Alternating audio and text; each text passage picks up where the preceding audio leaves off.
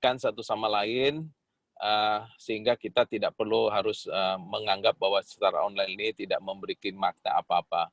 Kita berharap bahwa kuliah umum pada hari ini yang dihadiri berapa tercatat di sini Pak Prof. Jamsari? 66 orang Pak. 66 orang, alhamdulillah. Dari target kita maksimal 100 dapat terlaksana dengan baik.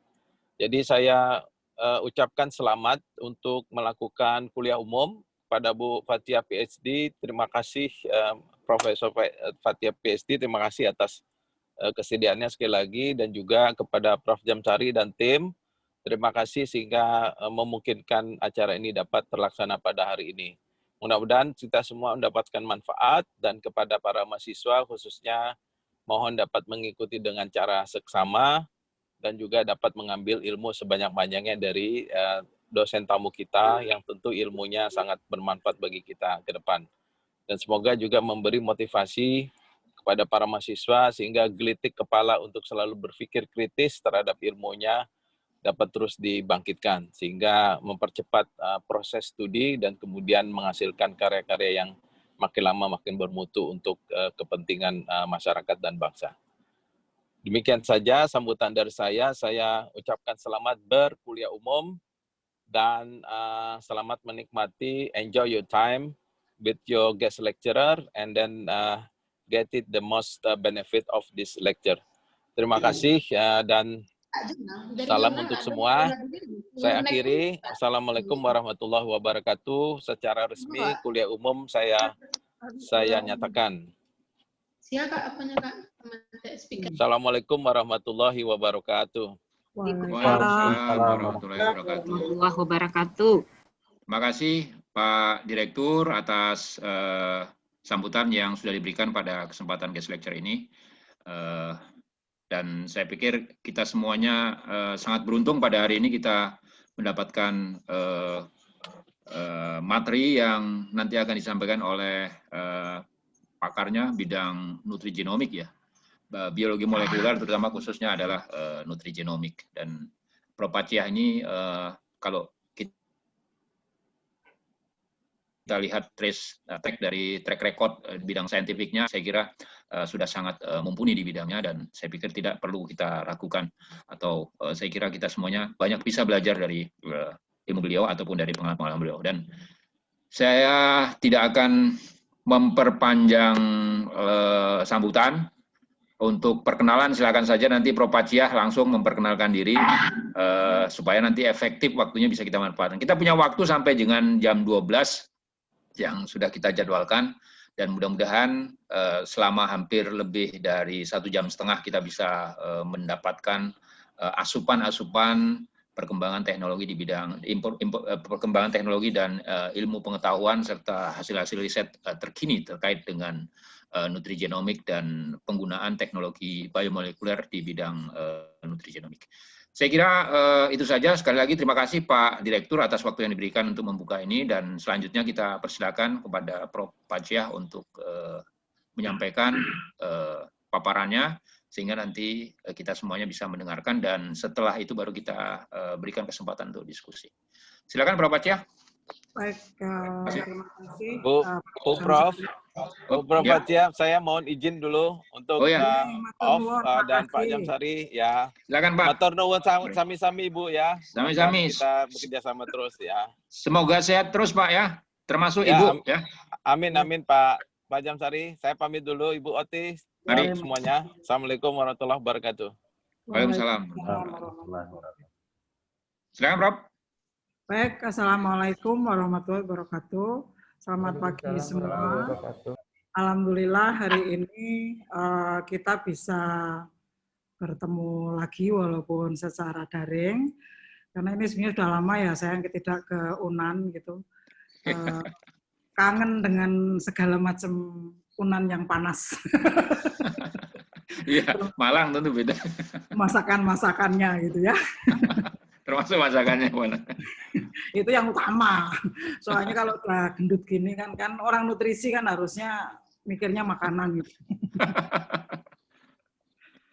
Baik, jadi terima kasih sekali lagi ke Prof. Jamsari sebagai teman lama, kayaknya lebih dari 10 tahun kita kerjasama, mulai dari IGNTTRC, kemudian bimbing bareng PMDSU, dan kuliah-kuliah lainnya ya, Prof ya, saling isi gitu. Saya berharap kerjasama ini terus berlangsung sampai kapanpun sehingga kita bisa saling sharing ilmu yang kita kembangkan.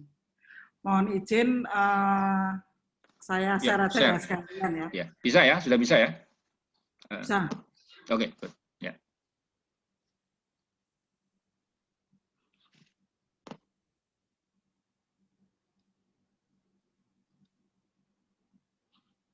Sudah kelihatan belum ya? Sudah, sudah. Sudah. Jadi saya slideshow. Ya, bismillahirrahmanirrahim. Jadi pada pagi ini saya ingin menyampaikan beberapa proyek, utamanya adalah terkait dengan beras hitam. Tetapi saya akan sampaikan proyek lain juga nanti sebagai contoh bagaimana sih kita mendesain sebuah riset, kemudian apa saja yang kita lakukan dalam publikasi ilmiah, karena ini pasca sarjana, sehingga saya ingin menyampaikan juga trik dan tipnya untuk publikasi secara sukses. Jadi pada saat ini alhamdulillah dari mulai Simliptapmas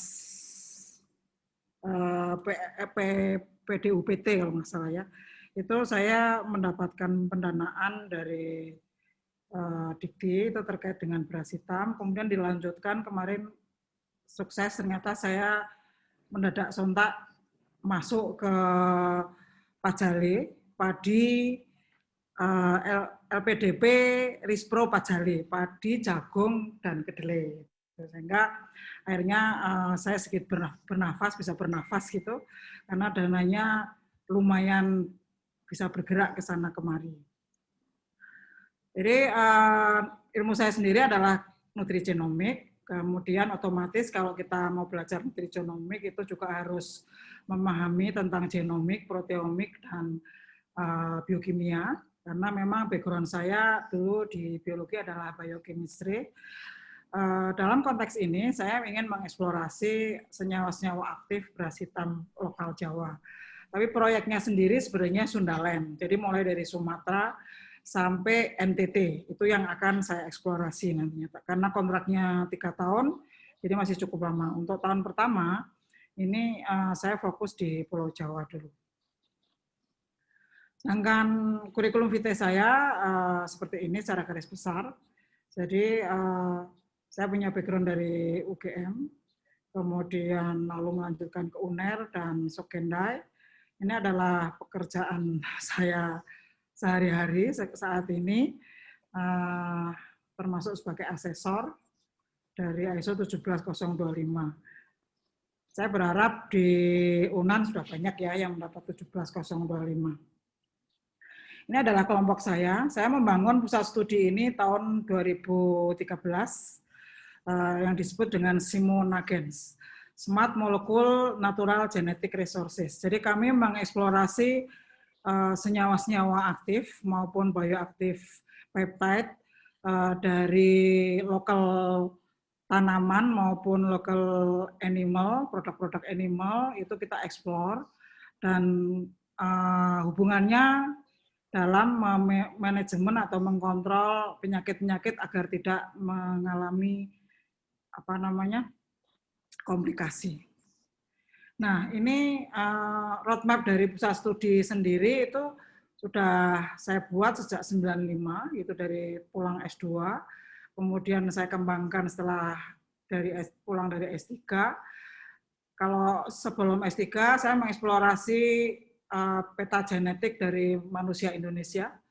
Kemudian dari sini saya sudah memahami mekanisme dari penyakit-penyakit yang muncul di populasi atau masyarakat Indonesia. Lalu kita eksplor beberapa tadi bioaktif compound maupun bioaktif peptide dari nutraceutical kita, lokal nutraceutical. Dari situ kita kembangkan bahan obat dan juga bahan nutrisi sehat. untuk pengontrolan penyakit-penyakit seperti metabolic disease maupun degenerative disease. Jadi itu Simonagen. Silakan, Simonagen ini adalah pusat studi terbuka untuk siapapun. Tidak harus orang UB. Nah ini anggota-anggotanya sudah berkembang dari ini karena sudah nggak cukup gitu. Saya ambil yang utama, yang pertama aja hadir. Dan ini tidak hanya orang biologi, ini ada biokimia, ada kedokteran, ada farmasi, ada gizi. Beliau ini adalah orang Filkom, jadi AI, orang AI.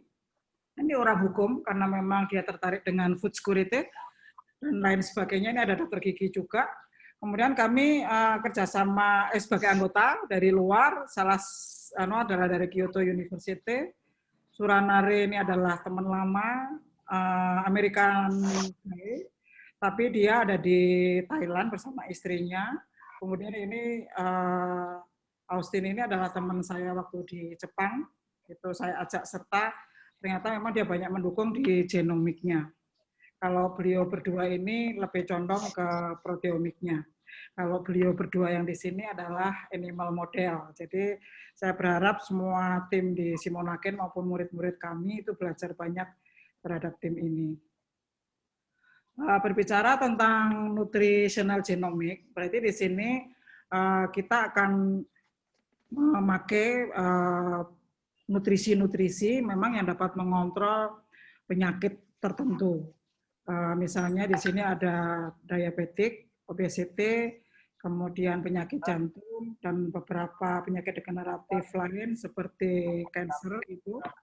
Nah, dari situ kita eksplor. Kalau nutrigenomik itu adalah mengeksplor dulu senyawa-senyawa aktif dari masing-masing food itu apa aja. Kontennya apa, ingredientnya apa, harapannya nanti kita menuju ke nutrigenetik, yaitu goalnya itu adalah personalized diet, di mana nutrisinya itu spesifik bagi masing-masing pasien, misalnya pasien diabetes. Karena dari kasus yang saya tangani di rumah sakit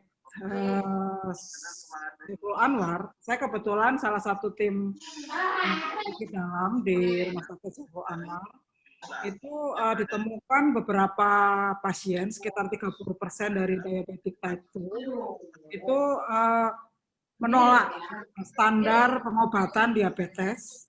Setelah kita analisis genomiknya, ternyata terjadi mutasi-mutasi yang di dalamnya, sehingga sistem pengobatan maupun nutrisi yang disarankan dari kelompok pasien ini kita atur sesuai dengan tadi profil genetiknya, sehingga dia benar-benar mendapatkan personalized diet sesuai dengan mekanisme yang terjadi pada pasien-pasien tersebut. Dan ini sudah berlangsung sekitar 5-10 tahun di Malang maupun di Surabaya, karena kami mempunyai grup Molecular Diabetic Society. Nah itu, kenapa kok perlu personalized diet? Karena kita harapkan bahwa si pasien ini tidak akan mengalami ekspresi dari penyakitnya itu makin memburuk gitu, atau mengalami komplikasi, sehingga kita bisa kontrol dengan sistem dietnya tadi.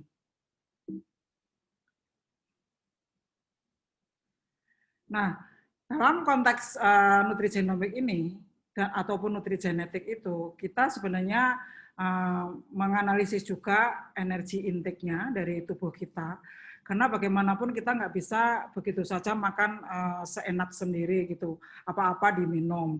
Kalau sukanya alkohol, kita minumnya hanya alkohol doang. Kalau kita makannya pecel aja gitu, kacang gitu. Ingat bahwa terkadang kita makan sehat-sehat seperti pecel, yang semuanya serba kacang kan, sayurnya kacang, bumbunya kacang, hampir dominan tuh kacang, termasuk dikasih tempenya, tempe ya dari kacang-kacangan. Nah itu ternyata pada pasien tertentu, di mana G6PD-nya ini, G6PD gennya atau yang enzim pendegradasi pada saat glikolisis, itu dia menolak tubuhnya.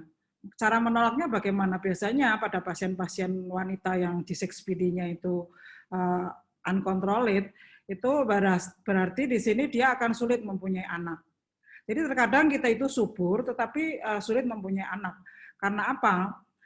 Karena ternyata D6PD-nya itu tidak mencukupi untuk mengontrol dari tadi zat-zat di dalam kacang-kacangan ini, sehingga ini menghambat pertumbuhan dari si baby.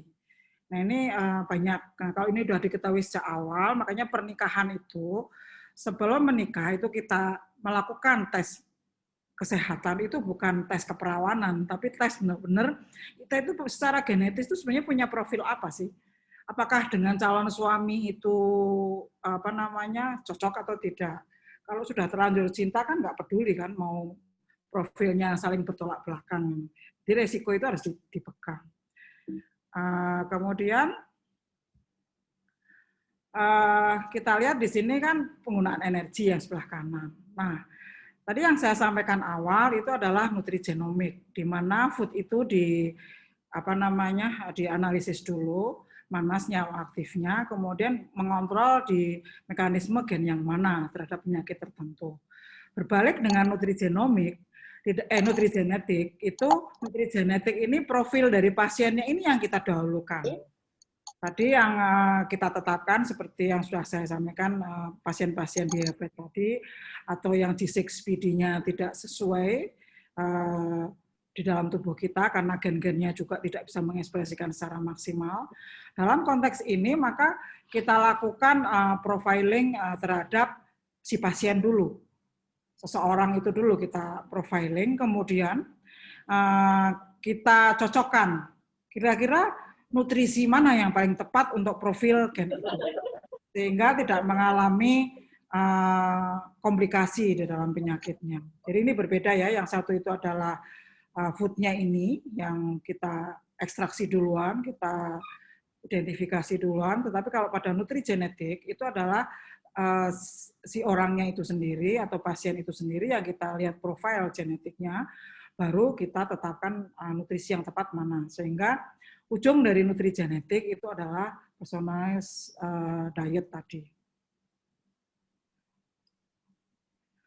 Kemudian nutrisi gen interaction itu di mana aja? Itu kita bisa lihat di sebelah sini ya. Jadi pada prinsipnya siapa yang menerima nutrisi kita di dalam tubuh kita itu ada banyak jalur ya. Kalau di dalam seluler itu bisa reseptor, bisa G protein, bisa kalsium atau potasium dinamik atau natrium dinamik yang masuknya dari PAM-nya, kalsium PAM, natrium PAM, itu bisa masuk dari ingredient dari nutrien yang kita makan.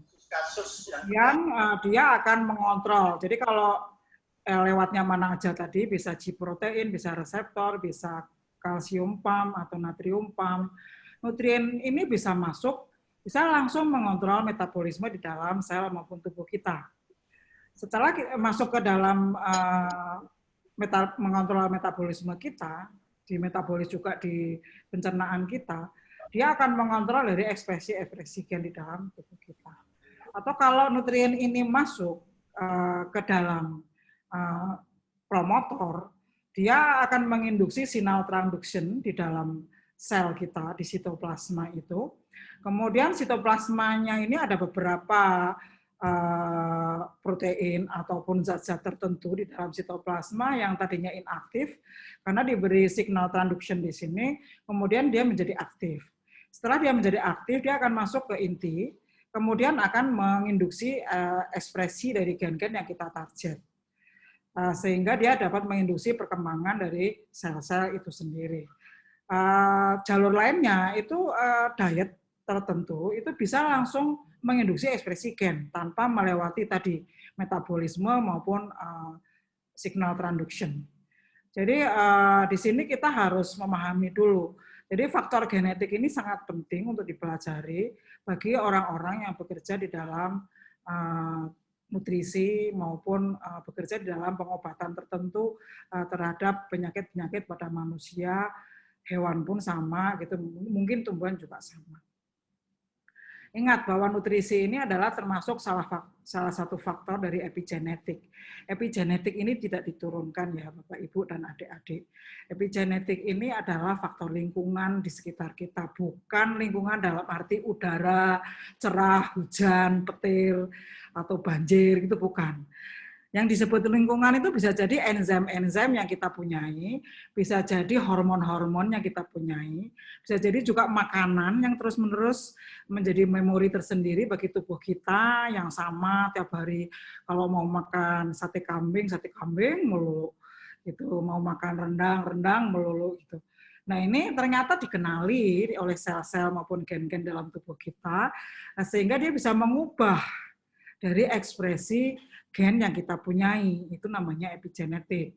Jadi nggak perlu berpikir soal tadi kita tinggal di daerah panas di Padang ataukah tempat dingin di Malang gitu. Tidak hanya sekedar itu gitu. Jadi epigenetik ini adalah termasuk nutrisi yang kita makan, obat yang kita sering konsumsi, minuman yang sering kita konsumsi, itu juga akan mempengaruhi dari ekspresi gen kita. Kemudian tadi saya sudah sampaikan juga terkait dengan nutrigenetik, yaitu adanya SNP. Ini beberapa teman lebih suka melakukan misalnya yang terkait dengan autoimmune disease, itu melakukan identifikasi dulu SNP-nya. SNP itu apa? Single Nucleotide Polymerism. Di mana di setiap individu itu tidak sama. Jadi kita kalau kepengen tahu DNA fingerprinting kita, itu gunakan salah satu markernya adalah single nucleotide polymerism. SNP ini sangat-sangat spesifik bagi individu. Jadi saya mungkin kalau punya saudara kembar, jadi saya nggak sama. Saya pernah mengidentifikasi beberapa saudara kembar gitu yang identik. Itu ternyata kesamaan mereka itu tidak lebih dari 60%. Rata-rata itu 40% dan banyak juga yang 20% kesamaannya, walaupun identik dari satu sel telur. Karena kan nggak mungkin di dalam kehamilan seseorang, itu kita memberi makan, si ibu ini memberi makan satu sendok, pasti terjadi kompetisi, bukan? Di dalam kompetisi itu, survivalnya dari dua calon baby ini, dia akan kompetisi, akhirnya mengaruhi perkembangan. Jadi epigenetik dari variabilitas genetiknya ini akan mempengaruhi perkembangan dari masing-masing twin tadi yang identik. Kemudian, kalau melakukan penelitian atau kajian di dalam nutrisi sehat, jadi orang banyak dengan mudahnya mengklaim beras merah, beras hitam itu sama aja. Bisa untuk obesitas, bisa untuk pengontrol diabetes, apakah benar? Nah ini harus dicek dulu, transcription factor pathway-nya yang mana, yang memediasi dari antara hubungan nutrien tadi dengan gennya itu seperti apa. Jadi kita tetapkan, misalnya ini saya ambil beberapa contoh, makronutriennya itu apa, dia dominan lipid atau karbo, atau protein. Jadi kalau kita misalnya diet protein gitu ya, di mana komponnya itu kan banyak asam amino yang murni-murni di situ kalau didegradasi di usus halusnya, maka dia akan mengontrol CEBP. Nah kalau transcription CEBP ini di dalam sel itu hampir banyak mekanisme gen-gen tertentu itu dia sebagai koaktivator yang akan nempel di promotor, itu dia akan meng-on-kan transkripsi. Nah kalau seperti ini, biasanya orang-orang yang dietnya adalah menggunakan protein diet, itu adipositnya itu akan terbakar sempurna. Silahkan dicoba aja. Tetapi apa yang kita makan, itu akan menjadi otot, jadi menjadi daging kita. Jadi orang itu mungkin berat badannya nggak turun, lemak-lemak juga terbakar, dan dia kelihatannya lebih langsing kelihatannya. Tapi dari berat badan sebenarnya dia tidak turun sama sekali. Kalau toh turun ya cuma sekilo, 2 kilo, apa sih artinya sekilo 2 kilo itu nggak ada artinya kalau bagi seseorang yang sudah mengalami pembengkakan seperti saya. Nah, saya ini adalah salah satu korban diet protein yang mana nggak bisa menurunkan lagi, tapi nggak masalah. Yang penting saya tidak berlemak tadi dalam tanda kutip gitu. Kemudian Kalau lipid itu atau lemak kita gitu dia terkaitnya dengan pipar. Jadi kalau misalnya bimbingan saya nih meneliti ekstraksi dari rambutan, kulit rambutan. Dia menganggapnya waktu itu prediksi awalnya itu ada di di reseptornya yang akan mengolah ini sehingga tidak menjadi gemuk gitu. Ternyata setelah diteliti ekstraksi asam elagat dari kulit rambutan itu dia bekerja langsung mengontrol gen pipar gamanya ini. Jadi tidak bekerja di tempat lain. Nah, malah menjadi benar-benar hasil penelitian dia itu menjadi langsing gitu. Benar-benar si hewan-hewannya ini normal lagi gitu. Yang tadinya udah gemuk, kemudian lemaknya sangat banyak, ternyata karena dia targetnya langsung ke pipar gamma, nah dia bisa langsung mengurus dengan sempurna. Nah, tadi mengontrol kan. Kemudian mikronutrien. Nah, makronutrien itu bisa vitamin, bisa mineral. Nah ini kalau saat sekarang kali kita di masa pandemi ini perbanyak aja makan mineral maupun yang mengandung mineral maupun vitamin-vitamin ini. Insya Allah karena dia bekerjanya di reseptor-reseptor yang ada di otak kita. Sehingga itu bagus bagi tubuh kita. Banyak hal ini, yang lain-lainnya bekerjanya di tempat lain. Kemudian saya ingin mencontohkan nih, ini bukan hasil paper saya atau riset saya yang tadi, tapi saya akan memberi contoh untuk terutama mahasiswa dari pasca sarjana dimanapun gitu. Jadi ini adalah salah satu publikasi saya yang baru sebulan lalu kali ya muncul itu atau 2 bulan yang lalu itu terkait dengan saya waktu itu mengeksplorasi susu kambing etawah di mana kaprin kasein alfa S2 ini nggak pernah ada waktu saya mulai dulu tahun 2000 berapa ya 12 kali ya apa 13 itu nggak ada orang lirik sama sekali CSN 1 S2. Akhirnya saya penasaran, kebetulan saya menemukan dia murni dalam satu band di dalam SDS Pake. Itu akhirnya saya isolasi, saya murnikan, saya menemukan 8 bioactive peptide. Nah, dari situ saya explore bioactive peptide-nya fungsinya untuk apa aja. Nah, salah satunya saya kasih ke diabetic rat gitu. Ternyata hasilnya itu dia bisa mengontrol baik genomik, transkriptomik maupun proteomik. Lalu kita kalau melakukan desain penelitian sebelum diajukan itu kita harus sudah bayangin mekanisme apa sih yang akan kita kontrolkan di sini, mekanisme apa sih yang ingin kita buka sebagai teori baru. Nah ini saya sejak awal sudah ngebayang nih, karena dari temuan awal itu ternyata beberapa dari 8 itu ada 5 atau 6 saya lupa karena awal-awal dulu ya.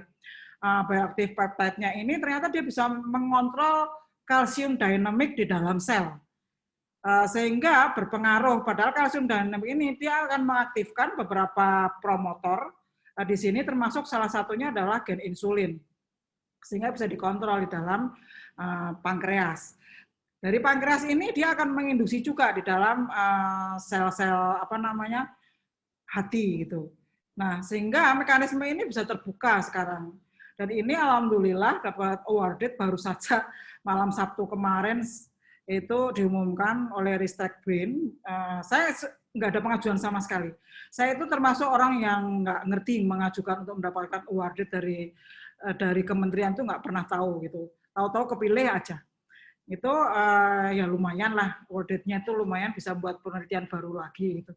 Nah, ini sesuatu yang tidak saya ceritakan juga tidak, karena saya hanya ingin mengerti sebenarnya bekerjanya di mana, sehingga bila seseorang minum susu kambing itu bisa nggak mengontrol penyakit diabetes ini.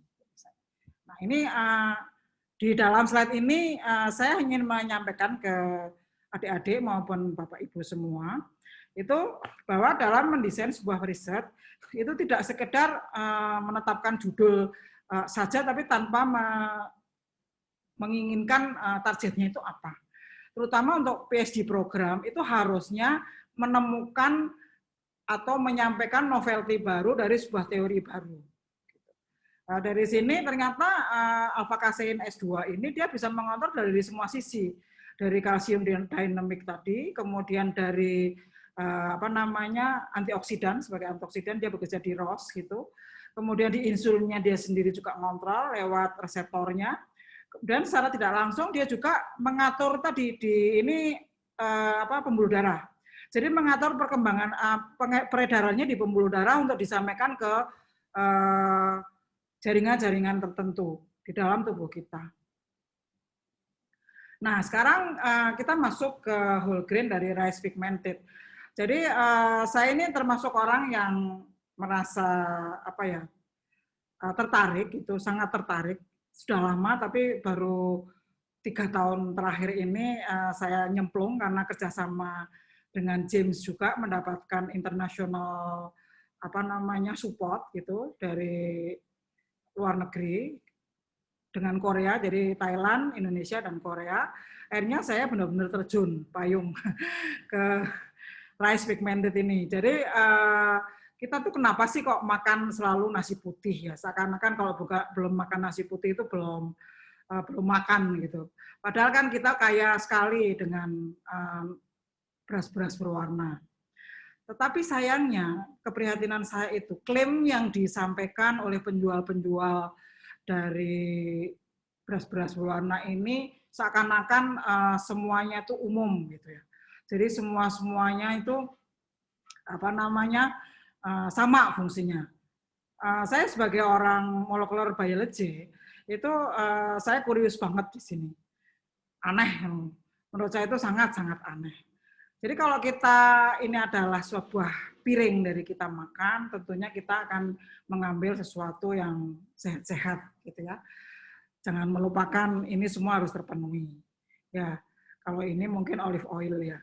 Kemudian water itu bisa saja kalau nggak suka, ada beberapa orang tuh ternyata nggak suka air mineral gitu ya. Silakan aja kasih minuman tapi yang sehat gitu.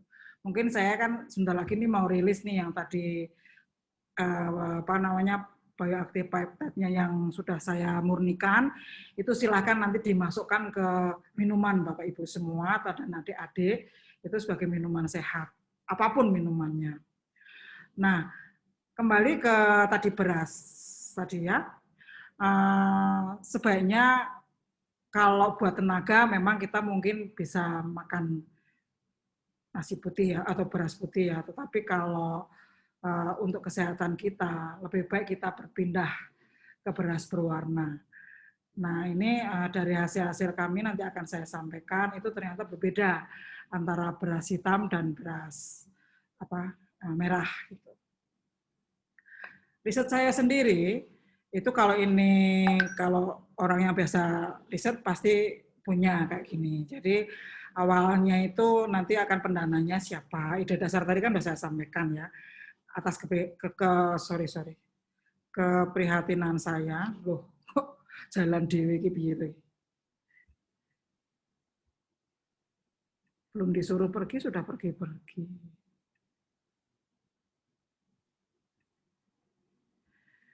Jadi ini adalah pendanaannya, ini adalah kajian yang ingin saya masukkan. Kemudian efek samping hasil akhirnya itu apa? Saya menginginkan benar-benar nutrisi sehat yang benar-benar terkontrol. Yang mana tidak semua beras hitam, tidak semua beras merah atau beras-beras berwarna lainnya itu bagus untuk kesehatan kita. Tadi sudah saya sampaikan saya kerjasama dengan apa, tapi yang nasional itu dengan PP Padi Subang. Ini sebagai lembaga Institut Penelitian Padi Nasional yang ada di Subang senternya. Kemudian ini adalah desain dari riset saya. Fishbone tadi saya jabarkan dalam kata-kata seperti ini. Jadi ini sudah diawali dengan PDUBT, kemudian IRN Thailand, diteruskan lagi flagship riset ini dari LPDP sampai 2024. Jadi alhamdulillah kalau akhirnya pemerintah itu benar-benar, terutama LPDP. LPDP ini kan dari Kementerian Keuangan, sehingga kita lebih longgar, nggak seperti Rempong Amir dengan kelompok Kemendikbud gitu, yang kwitansinya ya sekarang sih sudah lumayan, tapi tetap aja kwitansinya setengah mati gitu. Kalau di sini yang penting ada hasilnya, target-target terpenuhi, it will be okay, nggak masalah terhadap keuangan, apapun silakan dipakai, beli alat juga nggak masalah. Itu sebuah kelebihan di sini. Nah, tujuannya itu tadi saya berusaha untuk memformulasikan nantinya adalah fisikokimianya itu apa, aktivitasnya gimana, uji enzimatiknya gimana, kemudian saya lihat juga genomik proteomiknya maupun transkriptomiknya, RNA-nya seperti apa juga ekspresinya. Kemudian saya di saat yang sama juga melakukan dengan menggunakan animal model. Nah, kalau animal model ini biasanya kan kita akan hanya melihat apakah ekspresinya berwarna hijau, merah, kuning gitu, atau coklat atau apa atau biru gitu. Tapi kita nggak ngerti sebenarnya bereaksi itu apa. Nah, untuk mengetahui secara in vivo maupun in vitro ini sebenarnya ikatannya itu berada di mana, maka kita lakukan in silico. Jadi bioinformatik juga saya kembangkan. Memang saya sudah lama, akibat saya dulu bekerja di tahun 98-99 di Hiroshima University, itu akhirnya saya mengembangkan bioinformatik itu otodidak. Saya nggak pernah mendapatkan ilmu itu, kecuali karena kebutuhan akan pekerjaan waktu itu. Sehingga akhirnya saya mengembangkan diri, dan alhamdulillah sampai sekarang saya tetap konsisten dengan di bioinformatik ini tetap jalan. Kemudian desain operasional, itu kita akan tetapkan mana. Ini adalah area-area yang nanti kita akan ambil. Kalau memang ada informasi dari Bapak Ibu di tempat lain, ya saya akan ambil juga. Gitu.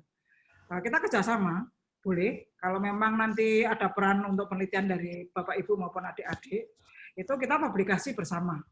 Nah, saya nggak masalah, saya orangnya terbuka, sangat amat terbuka. Dan ketertarikan saya itu mulai dengan Black Rice Toraja atau aik si bundong. Kalau di Toraja sendiri itu aik si bundong, tapi kalau di Sukabumi ini namanya Black Rice Toraja. Jadi ini adalah salah satu the best yang saya rekomendasi ke ini mengembangkan lebih lanjut di Mentan maupun di Kemenristek BRIN, itu adalah Black Rice Toraja. Jadi silakan mau cari-cari itu. Kemudian hampir dominan dari apa yang kita analisiskan termasuk animal model, ini kita lakukan di UB. Karena kita punya Institut Bioscience maupun lab centernya itu bagus banget. Kemudian di beberapa fakultas juga fasilitasnya cukup bagus, sehingga kita bisa melakukan semuanya sendiri. Gitu.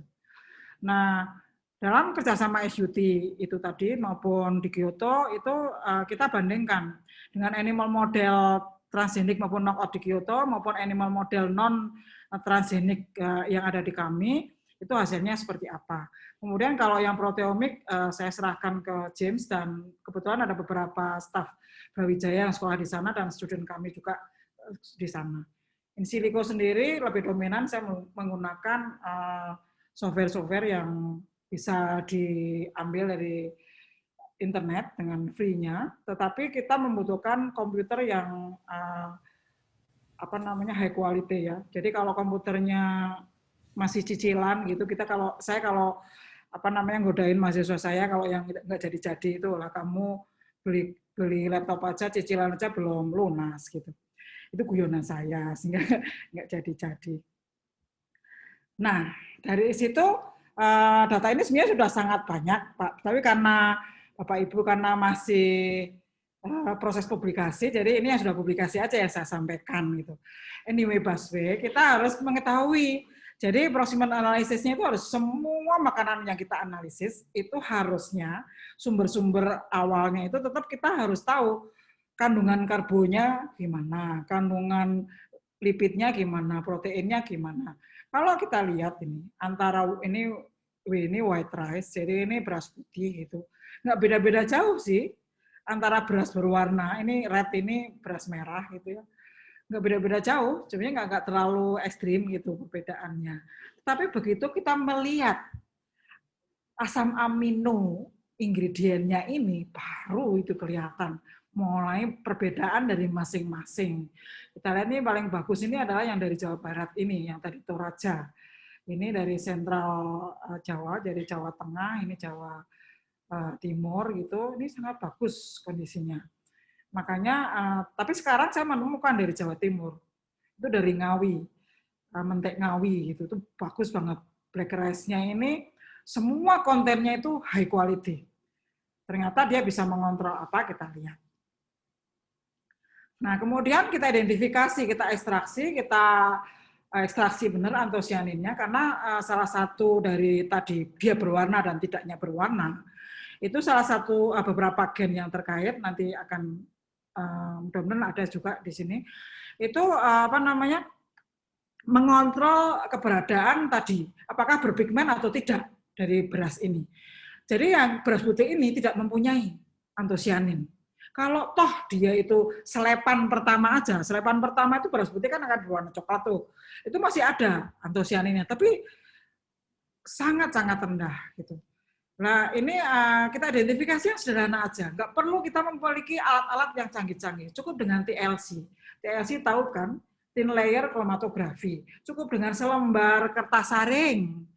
Kita kasih substrat di situ, kita tetesin ekstrak yang kita pengen identifikasi, dia akan running ke atas, hasilnya kan sangat bagus. Ini milik bimbingan saya, dia pada saat kerja PMDSU juga, Prof. Ari. Jadi ini bekerja di labnya James, karena James adalah salah satu pembimbing dari mahasiswa PMDSU saya. Jadi saya tahun depan seperti saya sampaikan tadi dengan Prof. James itu akan membuka lowongan mahasiswa baru di PMDSU untuk periode 2021 sampai 2023 berarti 2 orang saya buka. Kemudian total antosianinnya kita lihat di sini. Dia kan sangat bagus banget sebagai antioksidan dan fungsi-fungsi lain yang sangat bagus untuk mengontrol kesehatan dalam tubuh kita. Itu yang Toraja tadi itu paling tinggi. Kemudian yang East Java ini, yang kebetulan kita rekomendasi juga ke kementerian, itu adalah beras merah mentek wangi. Ini bagus. Meskipun masih bagus yang black rice. Gitu. Jadi ini kelihatan kan antosianinnya sangat rendah kalau pada white rice. Seperti itu. Kemudian kita explore juga menggunakan infrared spektroskopi. Ini di biokimia ada, pokoknya saya itu kalau penelitian itu mau di polinema, mau di LIPI, adanya ya anggap aja itu alat-alat aku sendiri gitu. Akhirnya saya pakai aja, karena kadang itu sayang gitu punya alat begitu megahnya, begitu fasilitasnya bagus, nggak ada yang pakai. Wah kalau tahu di beberapa universitas maupun institusi di Indonesia ini ada yang nggak pakai, saya pasti datangi dan saya gunakan. Karena saya orangnya benar-benar orgil terhadap riset, orang gila penelitian gitu. Jadi semuanya saya lakukan. Nah, dari yang sudah awal-awal ini kan kebetulan sudah kita publish ya, di SRP ini Q2, itu aktivitas antioksidannya kita lakukan. Nah, ternyata tetap aja black rice ini paling tinggi. Ini kontrolnya ini adalah dari vitamin C. Nah, yang mendekati antioksidannya untuk IC50-nya ini adalah yang black rice yang Toraja tadi. Saya sudah mengirimkan publikasi ini ke Prof. Ari, bagi yang tertarik silahkan biar di-share sama Prof. Ari nanti. Kemudian mahasiswa PMDSU saya ini sudah diterima di akta tapi masih ada revisi. Dia melakukan ekstraksi dan purifikasi dengan menggunakan peralatan yang ada di sana. Peralatan yang ada di SUT ini, Sulanare University of Technology, tempatnya Prof. Jim ini, subhanallah. Saya rasanya mungkin nggak akan pulang kalau nggak panas banget.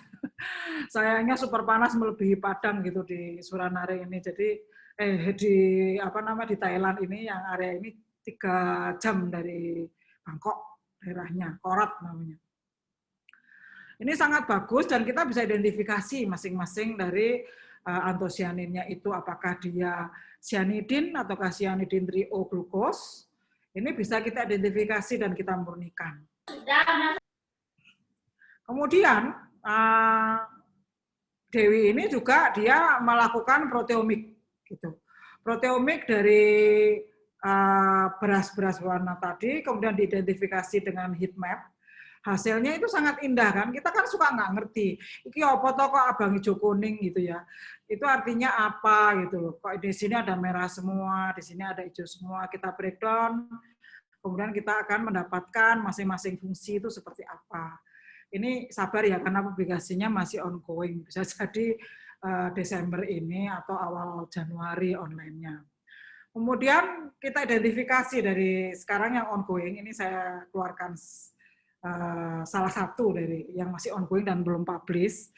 Kita identifikasi gen-gennya termasuk OSB gen. Ini yang mengontrol tadi apakah dia akan menjadi pigmented atau tidak.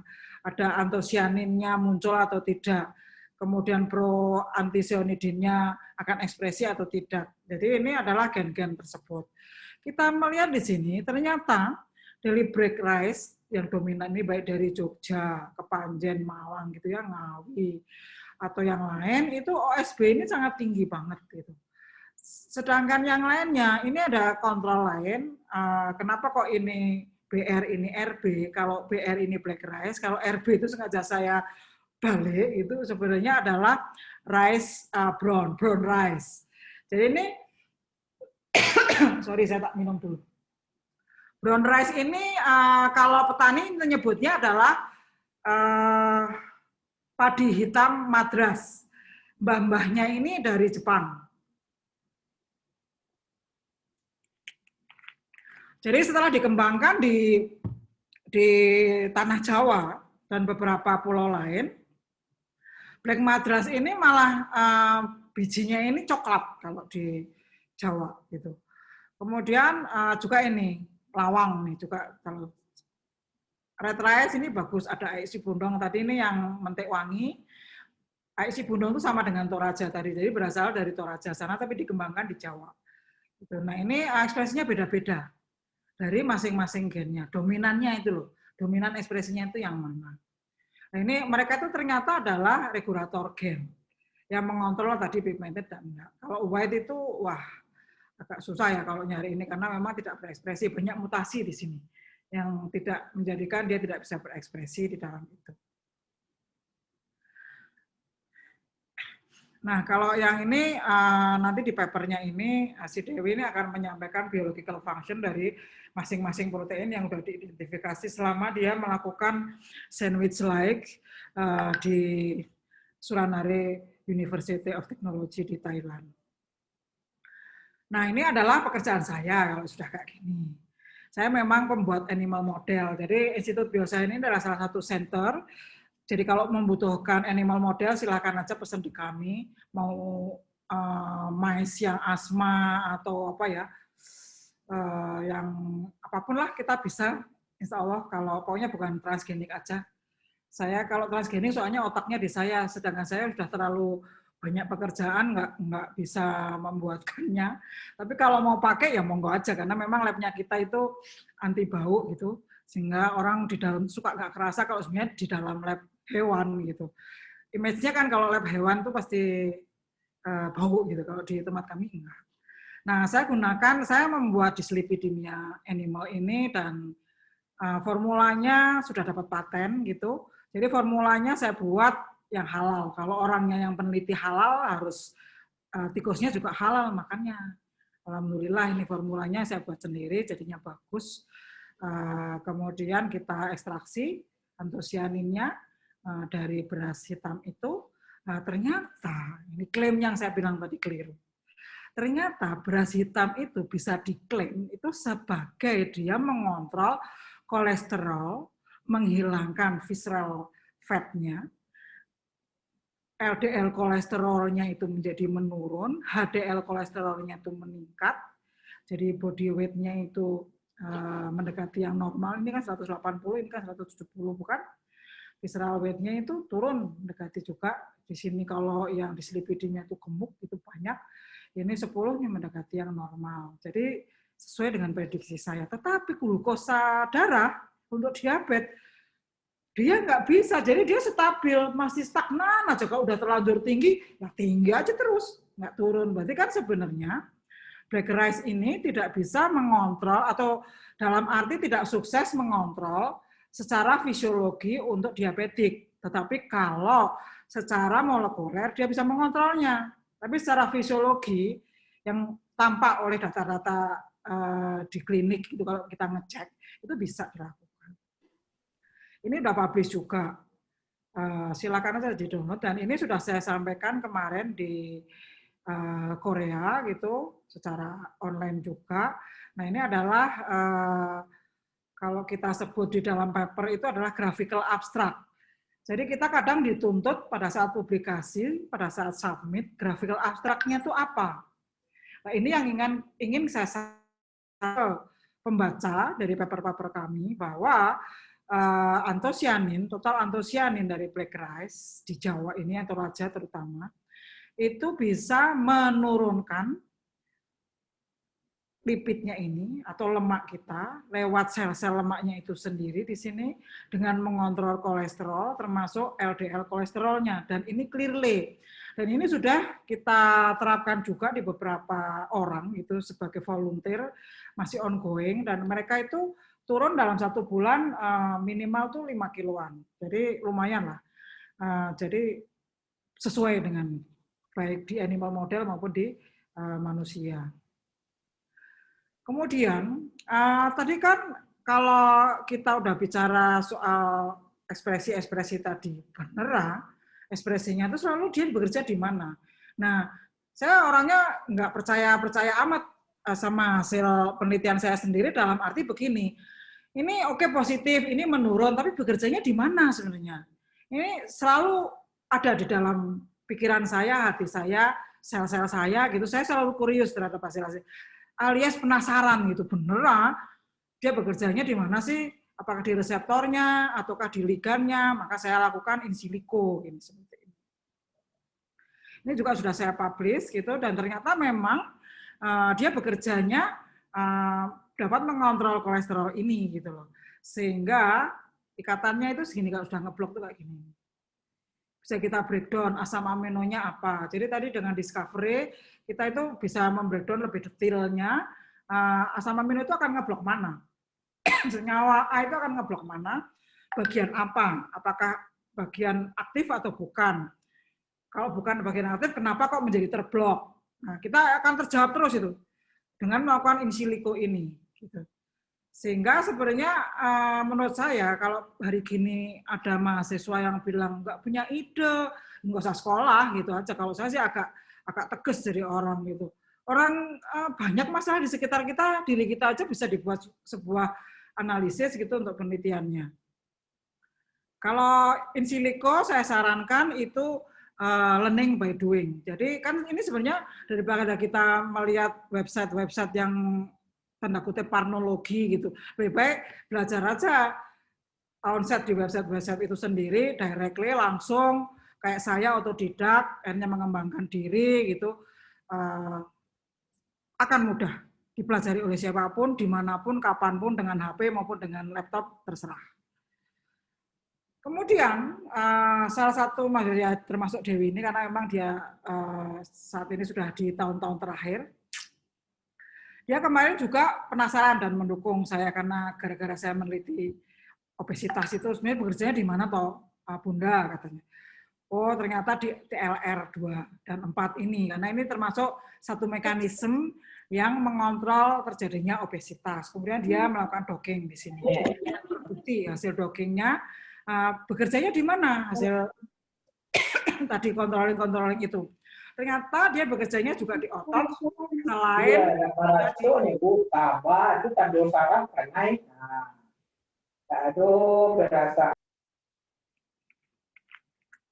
selain ada di adiposit tadi atau sel-sel lemak, maupun ini di liver. Jadi dia bekerja, kan di sini juga ada lemak-lemak yang menjadikan kita mudah sakit sebenarnya, kalau di liver itu atau di hati kita. Ya. Nah ini menyampaikan tadi data itu kalau pakai discovery itu bisa menggunakan ininya apa namanya tabel di breakdown. Kita lihat di sini asam aminonya apa saja, dia ada perubahan ikatan apa enggak dari hidrogen bond menjadi van der Waals atau apa, kita akan bisa mengidentifikasi dengan mudah. Di sini apakah dia unfavorable binding yang mana tidak diinginkan sebenarnya ikatannya, atau modelnya itu apa? PI alkyl atau seperti apa? Ini bisa kita breakdown. Karena memang saya sekali lagi saya background-nya sebenarnya biokimia, sehingga saya tetap mengembangkan diri saya di dalam biokimia itu sendiri. Nah, untuk memperjelas ini, kenapa kok ini bentuknya melingkar-lingkar kayak gini, gitu kan ya? Ini ada yang lurus-lurus aja, bisa jadi ada yang panah-panah seperti ini. Kita buat 2 dimensinya juga. Jangan terpesona 100% dengan 3 dimensi. Ini 2 dimensi, ini 2 dimensi. Sehingga kita bisa waktu pembahasan itu bisa menyampaikan sebenarnya yang mana yang helikel, susunan asam amino apa aja. Itu bisa kita membuat kita kaya di dalam menulis publikasi kita ataupun disertasi kita. Nah, seperti itu. Nah, di sini dia ingin membuktikan sebagai anti apoptosis. Gitu. Nah, simpulannya dari apa yang sudah saya sampaikan tadi, bahwa beras hitam di Jawa itu memiliki profil genomik dan proteomik yang variatif, tergantung tadi. Saya merekom ke tim pertanian, itu adalah tanah ini sangat menentukan. Jadi kalau misalnya Bapak Ibu mengambil tanaman dari NTT itu hampir semua beras berwarna ini itu wangi karena tanahnya kering.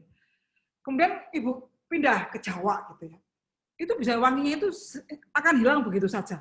Itu sudah menghilangkan kan gen-gen yang terkait tadi dia berbau wangi tadi. Nah ini tanah ini juga penting gitu loh. Jadi carilah kalau pengen mengembangkan, kalau di Jawa Timur itu kita identifikasikan itu di Ngawi dan di Nganjuk itu bagus untuk beras-beras berwarna agar tetap wangi gitu. Kalau diambilnya dari tadi Tanah Toraja maupun NTT untuk dikembangkan di Jawa, itu penting gitu. Karena kalau enggak, ya tadi genomik proteomiknya itu akan bervariasi sehingga akan memberikan profil si berasnya ini jadi berbeda gitu. Kemudian kandungan senyawa antosiannya sangat tinggi itu pada beras warna sebagai antioksidan, antiobesitas dan menurunkan kolesterol. Kalau ini mah iklan yang sebelah kanan ini ya. Tapi kami mengajukan diri ke Kemeristek BRIN itu adalah kita membuat database gene bank. Sekarang masih rekonstruksi agar lebih bagus pengembangannya sehingga diharapkan tidak hanya orang Indonesia, seluruh dunia pun bisa mengeksplor seperti gene bank yang sudah ada saat ini freely untuk siapapun. Nah, kami pengen kembangkan sebagus mungkin untuk agar plasma nutfah Indonesia ini kita bisa terkonservasi. Termasuk kebetulan Bapak Rektor yang sekarang ini orang pertanian gitu. Prof. Nufil ini mensupport nanti akan kalau gene bank sudah selesai, kemudian koleksi-koleksi dari biji-biji ini kita simpan dengan baik, akan dibuatkan gene bank basahnya, hard copy-nya, maksudnya biji-biji ini itu akan dibuatkan satu tempat penyimpanan di dalam tanah. Soalnya meskipun di atas tanah itu gelap gulita ruangannya, biasanya mereka itu akan tumbuh sendiri. Nah ini diminimalkan, itu harus disimpannya adalah gene bank-nya harus di dalam tanah. Jadi secara online iya, secara luring iya. Itu salah satu yang akan dibuat oleh Brawijaya. Kalau gene bank-nya sih sudah ada, hanya sekarang dalam proses pengembangan. Ini sedikit iklan buat yang nanti kepengen sekolah bersama saya ataupun pengen kerjasama dengan saya. Ini adalah peralatan yang saya setting 10 tahun yang lalu dan terakhir pengembangannya. Ini kalau ini mah pusat Simonagen ini kebetulan selalu mendapatkan pendanaan juga sehingga saya investkan ke beberapa alat. Ini adalah laboratorium Simonagen. Kalau ini sekarang saya di Institut Bioscience. Peralatannya subhanallah, kita bisa bekerja apapun di sini. Dan ini animal laboratorinya yang saya bilang tadi tidak berbau keasik itu. Jadi di sini karena ada vakum sehingga orang kadang nggak nyadar. Kita pernah diskusi dengan beberapa tamu dari luar dan juga Pak Rektor itu sampai lupa kalau itu ada di ruang lab. Saya bilang, loh ini kok berada di animal lab ngopo, diskusi pindah aja ke ruang diskusi, saya bilang itu. Loh nggak nyadar kalau ini ruang anu ini. Saking nggak baunya. Kemudian silakan yang pengen explore di Google Scholar saya maupun di ResearchGate, monggo. Kalau yang ini lagi nggak tahu kenapa ceritanya kok nggak bisa dibuka dan nggak bisa diisi setahun ini, apa karena kena COVID itu ya. COVID itu kan dikongkon ngebit gitu ya kalau orang Jawa gitu. Saya kira itu aja Prof. Jamsari. Dari saya, wassalamualaikum warahmatullahi wabarakatuh. Baik, makasih Prof. Pacia. Saya kira paparannya sangat menarik sekali dan informasi ini sangat berguna, baik meliputi berbagai macam disiplin ilmu ini, dari mulai kedokteran, farmasi sendiri, lalu kemudian juga teknologi pangan, pertaniannya sendiri juga menarik, kimia, biokimia, saya kira. Karena itu saya kira sangat cocok sekali. Dan ilmu yang sudah dibagikan tadi juga aspeknya sangat komprehensif sekali, saya kira. Dan bagi kami tentu menjadi satu inspirasi bahwa pertanian sendiri itu dari aspek kita itu masih banyak yang bisa kita kontribusikan. Nah, jadi saya kira ini sangat bermanfaat bagi kita semua. Bapak Ibu semuanya, saya kira kita masih punya waktu cukup lama, hampir 53 menit untuk kita berdiskusi, dan sekarang jumlah peserta itu ada sekitar 90-an orang yang bergabung dalam acara join Zoom meeting kita.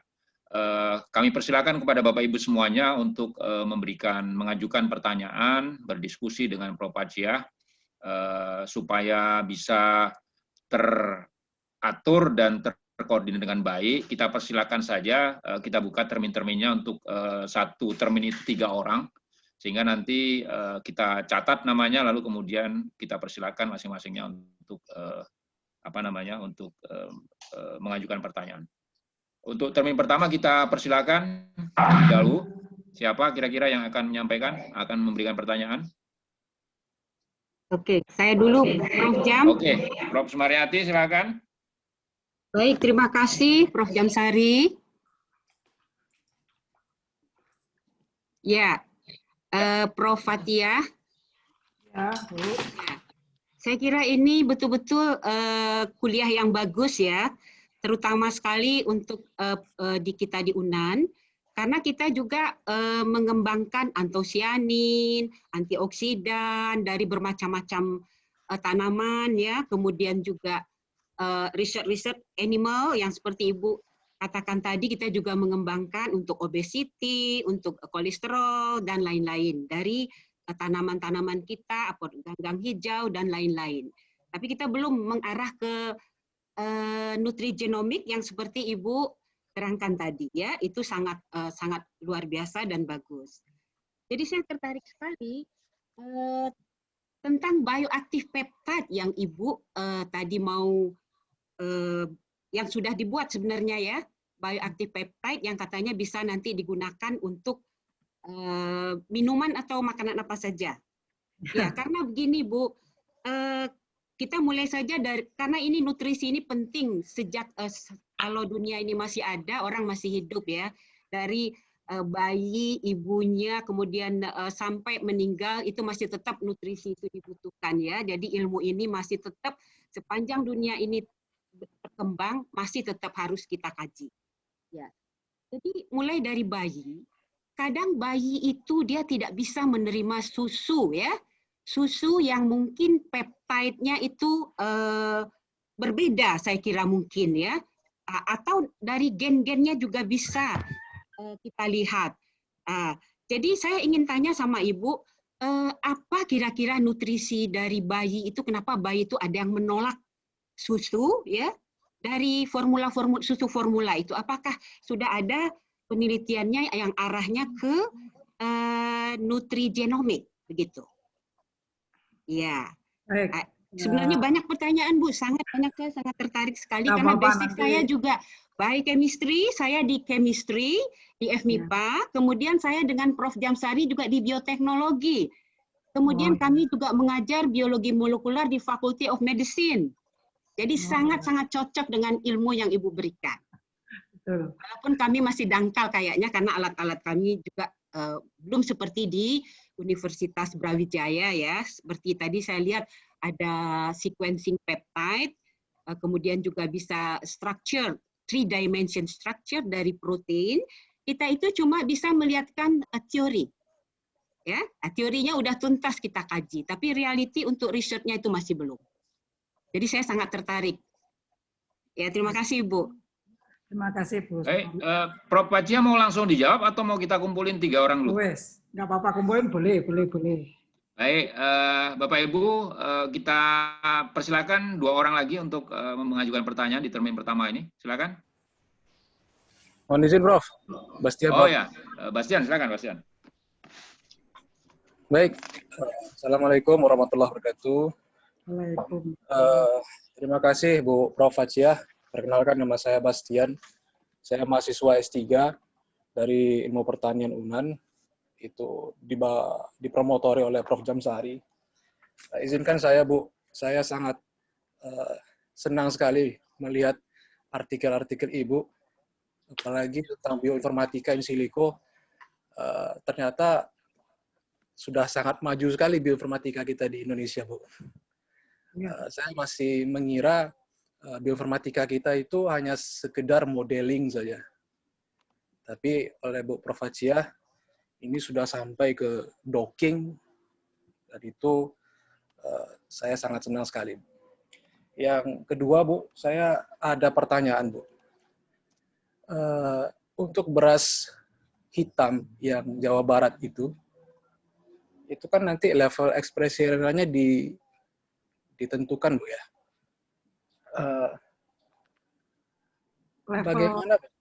Bagaimana kita apa istilahnya, karena level ekspresi RNA itu dipengaruhi oleh lingkungan, bagaimana kita supaya bisa menjaga agar data kita tidak bias, Bu, ketika kita mengambil sampel. Apalagi kalau sampel yang kita ambil itu tidak kita kontrol dari awal. Misalkan sampel itu kita ambil langsung dari petaninya gitu, Bu. Tentu data itu bisa bias, Bu. Kira-kira bagaimana, Bu? Terima kasih, Bu. Terima kasih, Prof. Baik. Terima kasih, Bastian. Kita masih ada buka kesempatan satu lagi untuk yang Tanya, Prof. Oh, ya, siapa? Rohmatin. Dari mana nih, Rohmatin? Saya dari Ilmu Pertanian UB, Prof. Oh, ya, monggo silakan, Bu Rohmatin. UB ya? Oke, mari. Silakan.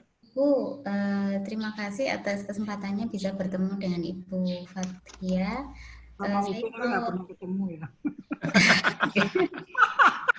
Oma sendiri ya? Oma dewe. Saya ini Bu dari Gresik, Bu, mau lagi studi di UB Gian.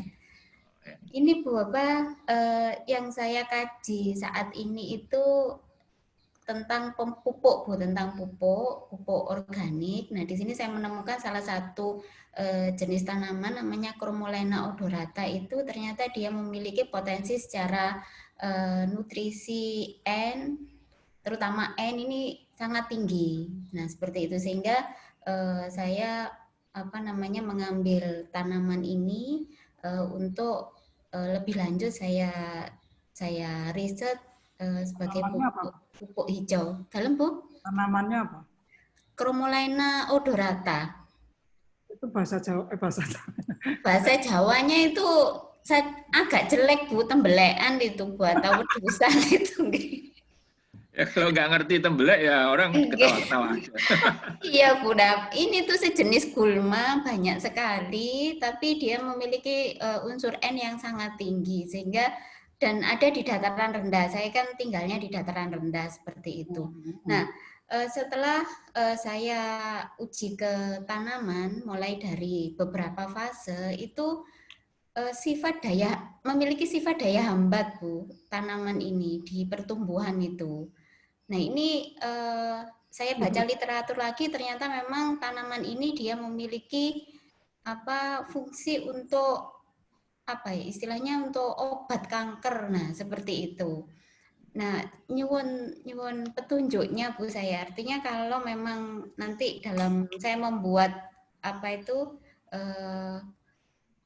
istilahnya roadmap riset itu Bu ya. Apakah kalau ini terhambat bersifat menghambat terus apakah terus saya berhentikan sedangkan ini ada unsur N-nya.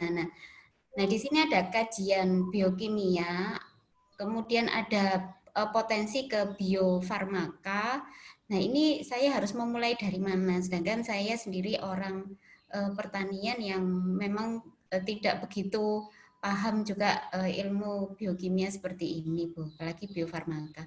Matur nuwun, Bu. Nggih. Assalamualaikum warahmatullahi wabarakatuh. Waalaikumsalam. Makasih, Bu Romatin. Sami-sami, Prof. Baik. Pak Ari kok jadi mati ini. saya langsung aja ya Pak Ari ya. Tiba-tiba kok jadi berhenti. Oke, terima kasih untuk Prof. Sumaryati. Memang salah satu dari keprihatinan saya kenapa melakukan penelitian susu kambing. Susu kambing etawa. Ya, jadi saya mengambil susu kambing etawa, Prof. Iya, etawa. Kenapa? Karena susu dari kambing etawa ini tidak berbau kambing. Dia kalau ada dibilang bahwa susu kambing itu baunya bau, kalau orang Jawa bilangnya bau perengus gitu ya. Bau kambing itu berarti bukan kambing etawa sebenarnya, itu ditipu sama. Nah dari situ tuh sebenarnya karena bayi-bayi ini alergi terhadap kandungan laktoferin yang ada di sapi. Formula ya. Dari sapi. Sehingga kan mereka lebih condong pindah ke ini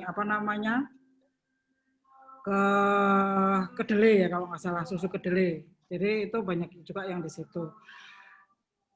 Kalau susu kambing ini adalah salah satu yang menjadi kelebihan itu adalah dia high protein. Jadi kandungan proteinnya itu sangat tinggi.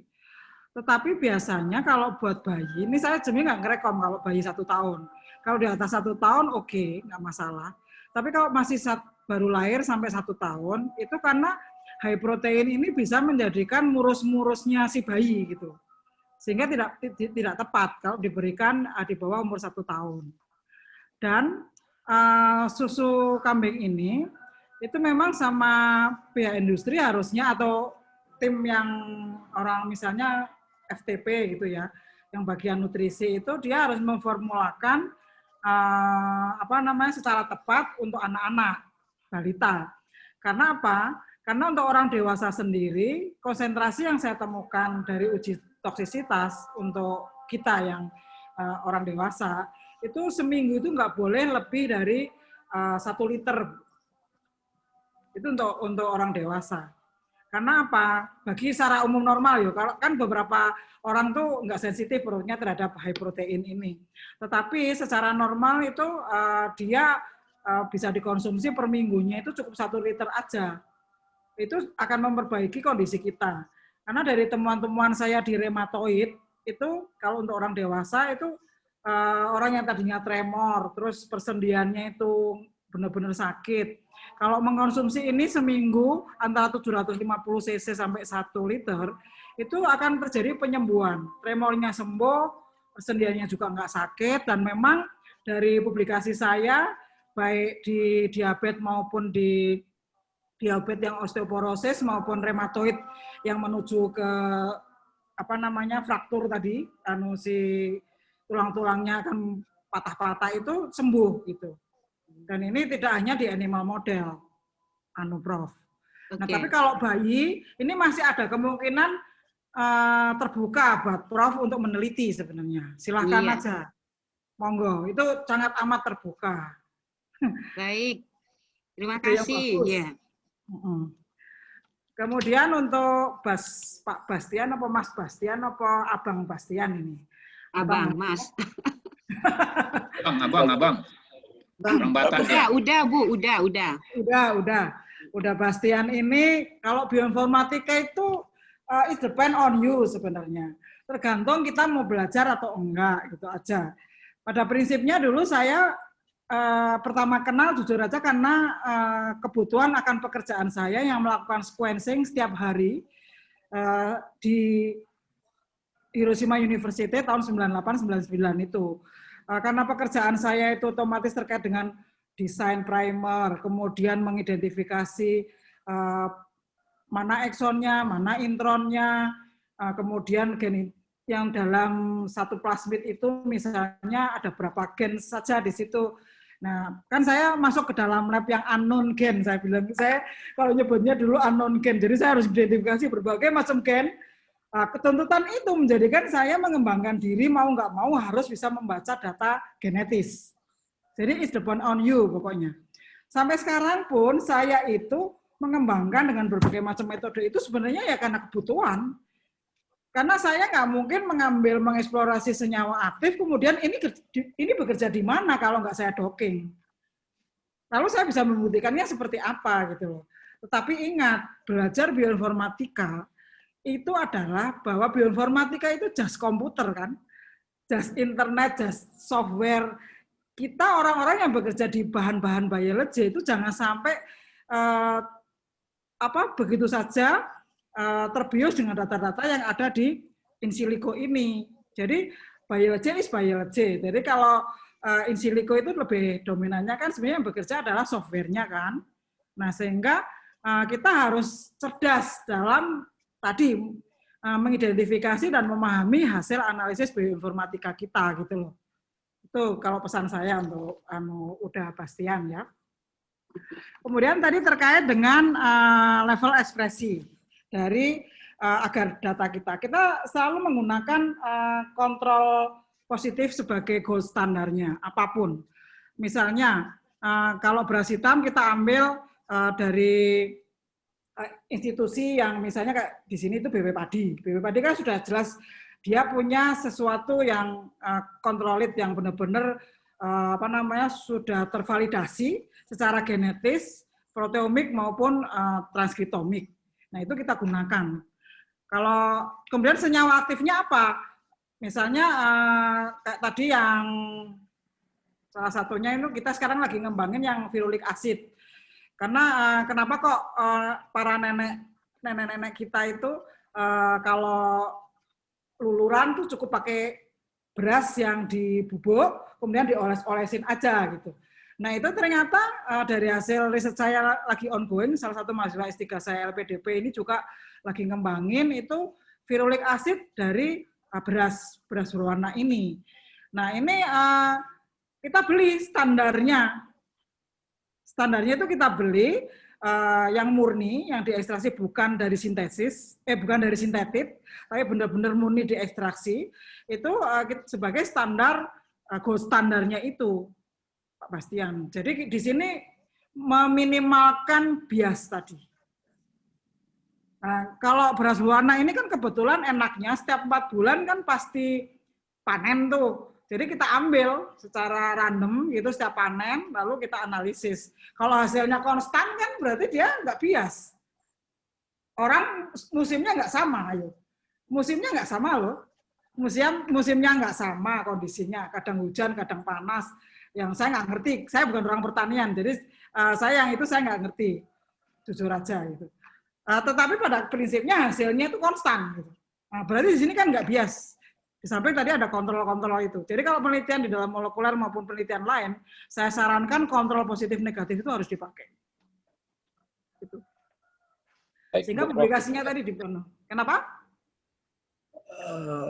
Kalau misalkan kita nggak bisa punya pilihan, Bu, tidak ada yang menjual misalkan yang kayak genetiknya sudah terkontrol, kita memang harus ambil di lahan pertaniannya langsung gitu. Kira-kira apa saran Ibu biar data kita itu memang bisa tidak bias gitu? Kalau saya sih sejauh ini jujur aja kan masalahnya kan terkait publikasi ya. Bukan masalah data itu bias atau tidak bias saja gitu loh. Publikasi itu kan kadang nggak diterima kan kalau nggak nganu. Ya pasti kita harus lakukan kontrol dong. Apakah memang itu benar-benar pertama di dunia atau enggak kan? Kalau makanya kamu kan punya Prof. Jamsari yang kenalannya seabrak-abrik seluruh dunia.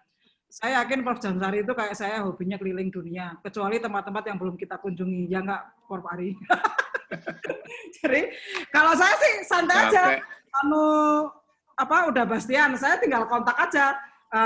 Ota, lu punya ini nggak sebagai kontrolnya? Aku mau beli nggak ada duitnya nih, kirim gratis. Kalau saya sih cuek orangnya, bener-bener cuek saya.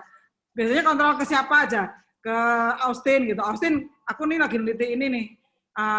Kamu punya nggak kontrol positifnya? Daripada aku beli juga sih, kemahalan saya bilang.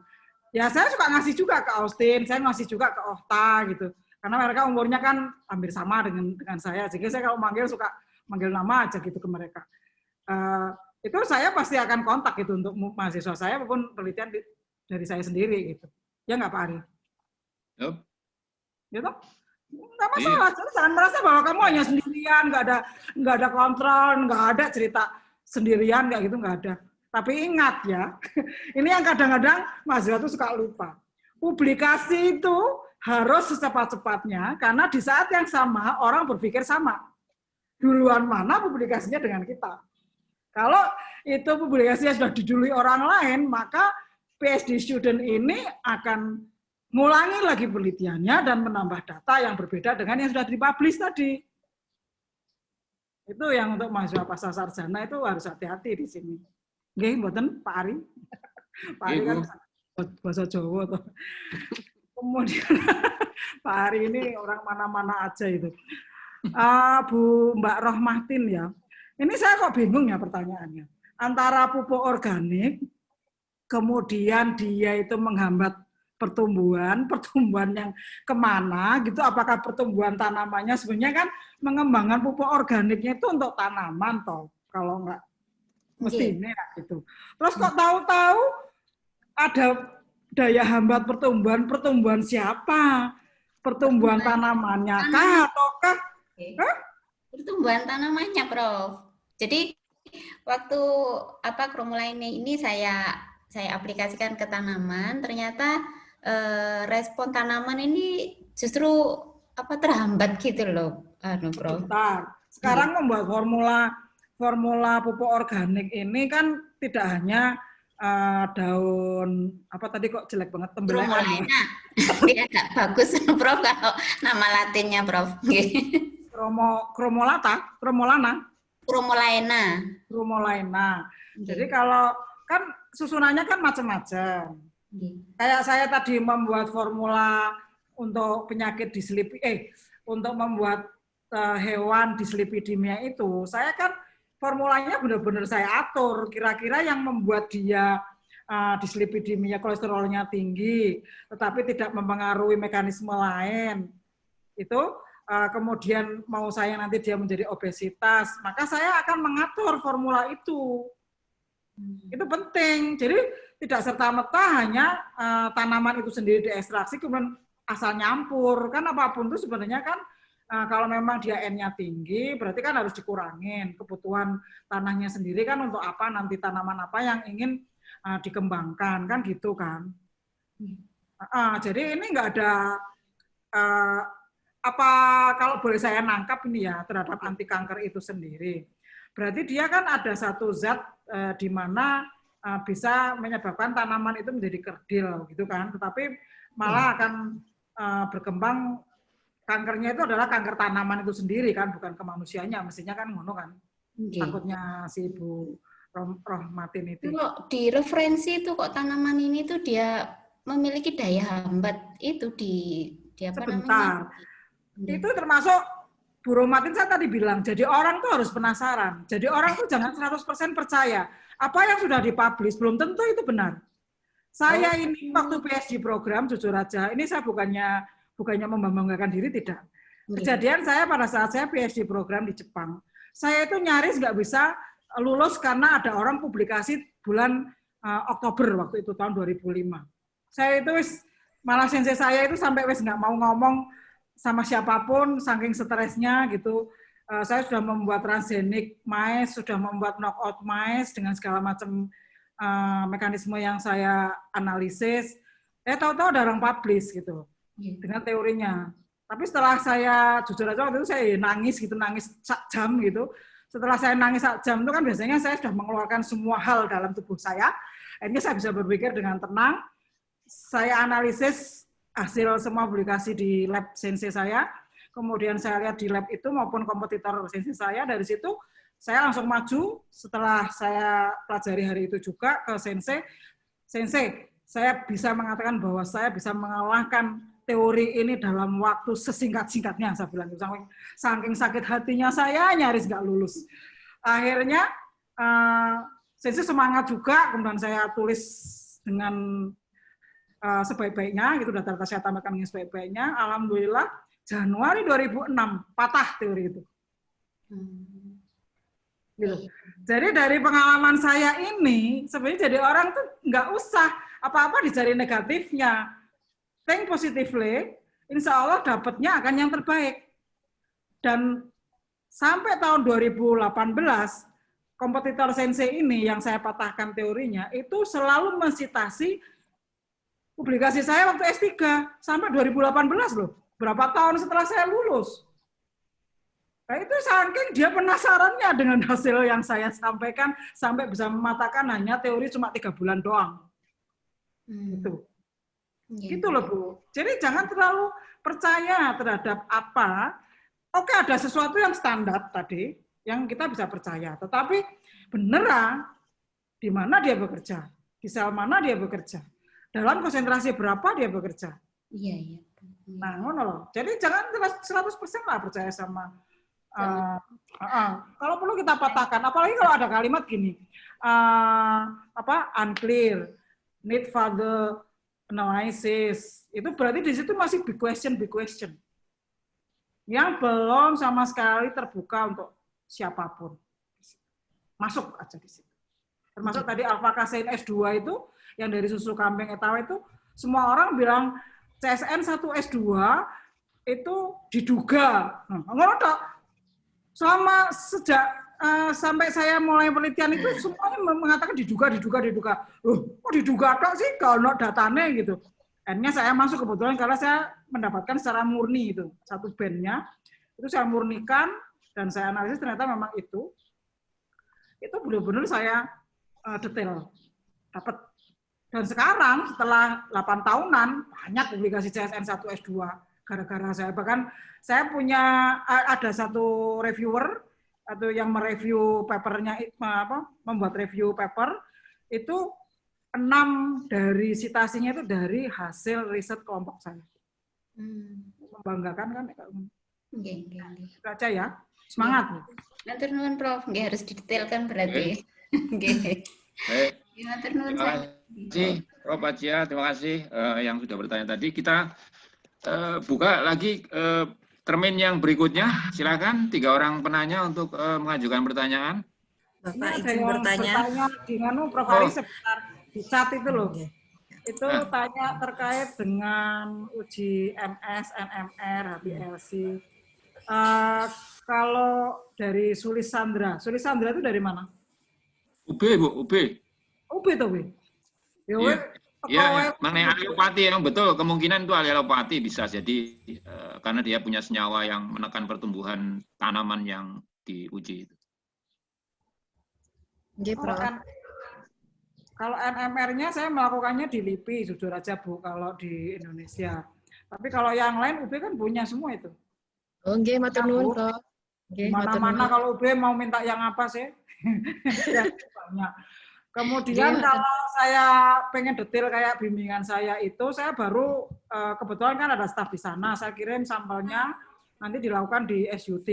Kita itu dengan SUT itu sudah bekerja sama dengan bagus Bu, karena kita sering publikasi bareng, sering mendapatkan dana bareng juga. Jadi kenapa nggak memanfaatkan itu gitu loh, kerjasama ini. Sekalian jalan-jalan lah, nggih Pak Ari nggih. Matur nuwun Bu Prof. Nggih, sami-sami. Monggo Pak, dilangsungkan Pak Ari. Nggih. Ini tadi yang sudah memberikan sinyal ini Siti ya dari UMY. Silakan Siti. Mas Siti. Halo Ibu. Muridnya gurunya. Ya, assalamualaikum warahmatullahi wabarakatuh. Senang bisa ketemu 2 dosen pembimbing. Semoga nggak jadi konsultasi ya Bapak Ibu. pertanyaan saya untuk Ibu mungkin nggak ke teknikal ya Bu, karena kalau ke teknikal karena saya nggak begitu paham soal manusia, metabolisme manusia tuh agak rumit di kepala saya. Tapi saya mau tanya terkait yang tadi Bu, genetic profiling. Itu kan ngarahnya lebih ke kita kalau tahu genetic profiling kita, berarti kita bisa punya personalized diet yang sesuai dengan kita punya genetic profiling. Nah, kalau misalnya pada case orang yang sudah lanjut usia gitu Bu, apakah dengan kita tahu genetic profilingnya dan bisa dapat personalized diet yang recommended berdasarkan genetic profile itu, bisakah mengganti konsumsi obat? Karena misalnya kayak case, saya bertanya seperti ini sebenarnya karena case-nya di ibu saya. Jadi usia rentan itu kan, usia lanjut itu agak sulit kalau mau misalnya kayak diet yang ekstrim gitu kan Bu. Jadi misalnya menghindari karbo, menghindari apa, karena metabolismenya sepertinya cenderung lambat. Sedangkan obesnya mulai naik terus seperti itu. Nah, jadi kalau dengan konsumsi obat, menurut saya mungkin di satu sisi... Sakitnya apa tuh? Kenapa Bu? Sakitnya apa tuh? Sakit karena terlalu mencintai makanan, Bu. Diabetes, kolesterol. Dan makanya juga itu pertanyaan pertama Bu, apakah memang kalau misalnya kita tahu genetic profile-nya, tahu personalized diet, bisakah menggantikan konsumsi obat atau menghentikan konsumsi obat tertentu? Kemudian kemudian ini juga menyangkut dengan saya Bu, karena memang saya juga cinta makanan ya. Nah itu apakah kalau misalnya kita tahu lebih awal terkait genetic profile-nya kita bisa tahu resiko penyakit yang mungkin terjadi, itu pertama. Kedua, apakah konsumsi makanan yang bervariasi, seperti tadi yang Ibu contohkan soal konsumsi makanan yang sebenarnya semuanya bersumber dari kacang dan punya reaksi negatif. Nah, kalau misalnya kita konsumsinya lebih bervariasi, bisa jadi tidak makan nasi setiap hari, dikombin dengan yang lain, apakah mungkin itu bisa membentuk seperti resistensi untuk diri kita sendiri karena variasi itu sendiri. Itu aja mungkin Bu, nanti kebanyakan yang lain nggak dapat. Makasih Bu, makasih. Chatting sendiri aja di WA. Silakan, yang lain. Kayaknya sudah paham semua. Oh, ya. Kalau memang tidak ada, daripada bengong, ya monggo saja silakan dijawab pertanyaan si Siti. Oke. Siti, banyak yang sudah melakukan tanpa obat. Jadi sudah say goodbye sampai dokternya itu suka belum langsung kontak saya. Ini mesti gara-gara rekomendasimu ini, gitu kan. Akhirnya orangnya sudah nggak beli obat lagi ke saya. Jadi beliaunya nggak berjalan-jalan kalau nggak beli obat. Jadi gitu. Bisa, Siti. Nanti kamu anukan ke saya dulu aja, yang ibunda itu, kadar kolesterolnya berapa, DM-nya apa yang dikonsumsi, obatnya apa saja. Nah itu nanti saya lihat gitu loh. Nah, karena ternyata pada beberapa orang itu sesuai, sehingga nih paling dekat dari rumah saya, tetangga saya itu sekarang say goodbye benar dengan obat. Benar-benar say goodbye gitu. Tapi kita jangan sampai terlena dengan tadi yang misalnya kita mengkonsumsi herbal gitu, herbal yang mana yang tepat, dan nggak boleh karena ada satu yang sering konsultasi ke saya tapi tidak mau mendengarkan saran saya. Beliaunya itu selalu meminum teh herbal tertentu itu anytime gitu, maksudnya entah kapanpun dia pasti minumnya herbal itu. Saya sebenarnya sudah memberi peringatan ke beliau itu jangan minum overdose seperti itu. Apapun makan overdose juga nggak bagus, minum herbal kayak gitu ya juga nggak bagus. Yang kena nanti ginjal. Akhirnya ya benar omongan saya. Sekarang itu yang kena ginjalnya beliau. Nah itu jangan sampai seperti itu. Obatnya sih kebetulan hampir semua yang pernah saya tanganin itu adalah sudah nggak diminum. Kecuali mungkin kalau tekanan darah tinggi ya. Itu biasanya agak sulit kalau hanya sekedar herbal. Gitu. Tapi kan dosisnya menjadi rendah yang diminum si pasien ini. Gitu. Nah itu kalau yang lain-lain, yang metabolik yang lain itu bisa dikontrol dengan pola makan dan beberapa asupan tambahan tetapi semua dalam koridor komposisinya tepat. Kalau Siti mah nanti variasinya memang bagus, makan bervariasi itu lebih bagus Siti. Iya. Tapi kamu kan variasinya cuma cheese, keju. Sekarang enggak, Bu. Sekarang tidak. Gimana mau bervariasi? Cuma satunya blue cheese, satunya apa gitu. Tapi semuanya ujungnya cheese semuanya. Ya, aku ya dedikator sama kamu soalnya kalau di Jogja kita suka ngedit. Betul. Dan sekarang agak ini Bu, agak takut sebenarnya Bu, karena terus terang karena saya tahu bahwa saya tuh senang makanan, jadi saya sebenarnya sedikit menghindari makanan itu stuck pada satu, misalnya nasi, terlalu senang nasi atau terlalu senang mie misalnya, karena saya khawatir kayaknya kok saya rentan dengan penyakit-penyakit yang biasanya mendatangi mereka. Belum pernah dicek ya? Belum pernah dicek. Belum. Saya salah satu orang yang pengkonsumsi cheese itu paling gila. Cheese lover. Nggak makan nasi pun, nggak makan yang lain nggak apa-apa asalkan ada cheese gitu. Akhirnya apa yang terjadi? Pada saat saya PhD student dari Jepang itu karena overdosis, nggak sempet bener beli makan tuh, nggak sempet ambil roti lupa, membawa roti ya lupa, mbak bento tuh lupa misalnya gitu. Akhirnya reseptor terhadap cheese saya itu menjadi negatif, feedback negatif mekanisme. Dan saya pingsan. Kalau sudah, ya sampai profesor saya itu ketakutan. Akhirnya, tapi itu reseptor ini kurang ajar, milih-milih gitu loh. Jadi kalau cheese-nya itu masih muda baru dibuat, efeknya negatif. Tapi kalau yang sudah lama, cheese, ya, yang udah tua gitu, yang udah bertahun-tahun gitu, ya.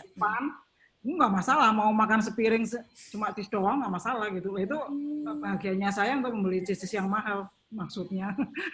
Maaf ya, ini bukannya curcol-curcolan ini. Cuma buat yang lain. Jadi kita sebenarnya kalau alergi terhadap sesuatu itu nggak perlu takut. Saya dulu alergi nanas. Akhirnya lama saya takut nggak makan nanas. Padahal nanas itu kan bagus bagi tubuh kita. Dia bisa berperan sebagai trypsinase bagi beberapa makanan yang kita makan gitu. Akhirnya saya makan dikit-dikit, sekarang malah bukan makan nanas gitu. Karena emang bagus buat tubuh kita, terutama buat detox untuk jus. Itu nanas dimasukkan tuh sangat bagus bagi kayak kamu lah, dengan saya kan termasuk orang-orang takut kurus ya kan. Betul, benar Bu, setuju. Itu perlu juga. Karena kalau di saya juga ada alergi Bu, tapi alerginya lebih ke concentrated fish oil. Jadi saya kalau minum kolagen yang bahannya merin itu memang langsung hypersensitif, jadi kulitnya jadi merah-merah terus kayak mau muntah. Jadi makanya memang saya tidak pernah mengkonsumsi fish oil terutama, padahal banyak yang bilang katanya fish oil itu bagus karena omega 3 dan kandungan-kandungan lainnya, tapi di saya malah ini nggak toleran sama sekali dengan ya, jadi bisa ini konsumsi virgin coconut oil. Oh ya, setuju, Bro. Ya. Terima kasih. Saya sekarang mengkonsumsi VCO. Ya, saya produksi VCO. Berarti saya belinya di tempat Prof ini. Iya, jadi riset dengan VCO itu kelapa Pariaman paling bagus. Terima kasih. Terima kasih. Di Padang lama toh, Siti. Sudah beli aja tuh punyanya Prof. Jauh ya Bu, beli VCO-nya ke Padang. Bisa dikirim, nggak masalah. Ya. Iya Bu, iya. Terima kasih Bu Yoti, Bu. Ibu, terima kasih jawabannya. Ya. Siap. Oke, baik. Makasih. Gimana? Masih ada lagi pertanyaan? Silakan kalau ada yang mau bertanya. Pak, saya siapa? Oh ya, silakan. Sama Tessa ya, silakan dari Unan. Terima kasih Pak. Kepada Prof. Fathia, saya ingin menyambung pertanyaan dari Kak Siti tadi, Bu. Mengenai personalized diet dengan basis nutrigenomic ini. Jadi yang kita gunakan untuk merekomendasikan dietnya itu berdasarkan profiling DNA dengan beberapa gen saja udah cukup atau mesti dengan whole genome sequencing, Bu? Terima kasih, Bu. Whole genome sequencing nanti jatuhnya mahal. Langsung yang terkait penyakit itu aja, kan di situ kan ada gen cascade-nya gitu loh. Ya. Jadi itu aja yang. Oh jadi cukup untuk satu jenis penyakit saja gitu, Bu? biasanya kan kalau yang autoimun itu kan terutama yang kena alergi kan berarti dites aja HLA typing-nya aja. HLA typing profilnya seperti apa, dari situ kita tetapkan makanan yang sesuai itu yang mana gitu. Banyak kok yang konsultasi kadang itu mau menikah ketakutan karena keluarga sana punya jalur penyakit apa. Nah, misalnya saya sendiri aja, keluarganya sebenarnya kanan kiri dari ayah bunda saya itu adalah DM tipe 2. Tapi saya berusaha untuk mengontrol, alhamdulillah meskipun sudah setua ini gitu ya, itu saya tidak kena diabetes karena saya mengontrol makanan saya. Di rumah saya itu gula itu cuma untuk pengganti vitsin. Beras putih itu mungkin sekarang 3 bulan 5 kilo itu baru habis. Kalau beras putih. Karena sudah diganti beras berwarna. Soalnya cucu saya tuh lebih senang pakai beras putih dan sop gitu. Jadi ya sudah itu untuk cucu Nda aja disediakan 2 kilo gitu kalau dia datang ke rumah gitu. Yang lainnya sudah beras hitam maupun beras merah yang wangi itu. Jadi kita enggak, kemudian kalau minum apapun itu tanpa gula. Kopi, teh semua tanpa gula. Karena ternyata bagi tubuh kita sebenarnya teh hitam itu bisa menguruskan badan kita. Kalau tidak ada gula, tidak ada yang lain. Termasuk avokado. Avokado itu sebenarnya untuk bagus sebagai pengganti karbo yang lain, tapi tidak dicampur dengan susu, gula, atau yang lain-lain. Avokado itu subhanallah bagus banget untuk tubuh kita. Gitu loh. Jadi sebenarnya di ringan kita aja, kesukaan kita apa, pokoknya jangan dicampur dengan gula. Udah. Gula cukup dari nasi putih saja. Nasi putih itu karbonya, itu dia bekerjanya di mekanisme terbentuknya lipid di dalam tubuh kita dari white rice. Tapi kalau yang dari pigmented rice itu tuh beda. Dia tidak seperti karbo yang ada di dalam beras putih. Betul. Jadi forget it aja lah beras putih. Coba kita mulai makan beras warna ya. Iya, Bu. Cantik ini. Terima kasih, Bu. Baik, makasih. Kita masih ada waktu sekitar 13 menit lagi. Silakan kalau ada lagi yang mau bertanya. Assalamualaikum warahmatullahi wabarakatuh. Oh ya, si Rita nih. Udah lama nggak ketemu juga. Pak Yamsari, Prof. Yamsari. Sehat, Ya. Prof? Iya. Alhamdulillah, sehat. Rita juga semoga sehat ya. Di mana? Ini apa?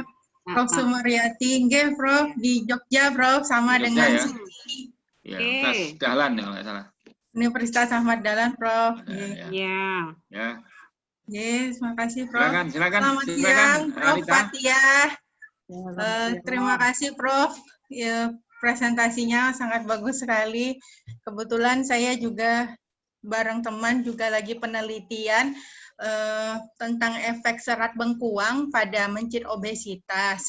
Nah, di sini kita rencana mau menganalisis, mengkaji metagenomiknya. Cuma kami masih belum ada pengalaman di kajian metagenomik, itu mau setiap kelompok, baik kontrol negatif, positif, ataupun perlakuan itu kita mengirim sampelnya apakah keseluruhannya, Prof, atau bisa kita ambil satu sampel saja yang akan kita kirim. Ini juga nanti menyangkut sama pendanaan. Dananya nggak sebesar dana Prof. Fatihah. Oke, itu yang pertama, Prof. Yang kedua, saya bertanya tentang signaling pathway. Tadi Prof. Fatihah memang menekankan sebelum kita melakukan penelitian, kita paham dulu signaling pathway. Tadi Prof. menjelaskan bahwa ada ligan-ligan, baik di mana reseptornya, dan apakah di promotor region dia akan menstimulate transcription. Nah, mengenai hal tersebut, Prof. Fatihah, kita kajian in silico dulu, atau kita dapat dari microarray data up and down regulation gene, seperti itu, Prof. Itu yang karena saya waktu sekolah dulu dapat datanya itu dari microarray, Prof. Jadi udah dapat semua ini gen-gen yang meregulasi hormon pertumbuhan di promoter regionnya. Apakah kita harus kaji seperti itu dulu, Prof, atau kita nyoba in silico satu persatu di promoter region? Ya, contohnya tadi yang menstimulasi transcription gen insulin, gitu, Prof. Terima kasih, Prof. Terima kasih Prof. Jamsari, Prof. Sumaryati sudah. Prof. Jamsari. Silakan, Prof. Ya. Iya, betul. Iya, Prof. Jamsari. Muridnya mahasiswa kita ini. Kalau kita enggak juga, cuman apa namanya dulu memang sering berkolaborasi secara erat. Ya, Prof. Saya dulu di lab biomedik sama Prof. Jamsari di bawah bimbingan Prof. Juga Prof. Sumaryati juga. Ya, sebenarnya kan udah tahu ya jalannya ya. Tadi kalau apakah kita pertanyaannya saya kembalikan. Apakah memang semua tuh harus dianalisis secara globally? Jadi semua harus dianalisis kan lebih baik fokus kan. Kayak saya kan langsung fokus. Langsung saya ambil tadi yang kira-kira masih kontroversial dan belum diteliti secara dalam. Itu yang dilakukan. Jadi nggak usah semua harus di microarray, semua ngapain. Sama aja saya kayak kerja tadi di Hiroshima University itu kan saya melakukan analisis yang unknown gain gitu loh, belum diketahui sehingga saya bisa menetapkan mana exon, mana intron. Rasanya hari gini sudah nggak perlu lah melakukan kayak gitu. Semua data yang ada di GenBank itu kita ambil aja. Tanaman tersebut itu yang ingin kita ekspor itu bioaktifnya yang mana. Nah sebaiknya gen cascade-nya ya di daerah itu aja, nggak perlu yang globally gitu. Kalau di Jogja kan sebenarnya kan ada UGM, ada beberapa lab yang bisa dipakai. Ya udah kerjasama aja. Orang saya meskipun di Malang tuh sering kok ngajar di biokimia FKUGM tiap tahun itu. Jadi kalau kangen sama makanan datang ke FKUGM yang biokimia. Saya kan memang background-nya biokimia. Jadi ini ngajarnya di mana-mana biokimia gitu loh. Jadi nggak perlu tadi kita ambil aja semua manfaat dari orang itu, kemudian kita fokuskan ke areanya mana. Karena ingat Bu, saya alhamdulillah ya jujur aja, kerjasama selama ini tuh yang dengan teman-teman tadi itu bukan saya yang datang terus meminta-minta untuk kerjasama loh, jujur aja. Saya kan orangnya narsis online gitu. Jadi semua publikasi saya letakkan di mana aja ada website. Tadi kan ResearchGate yang utama sama Google Scholar otomatis lah ya.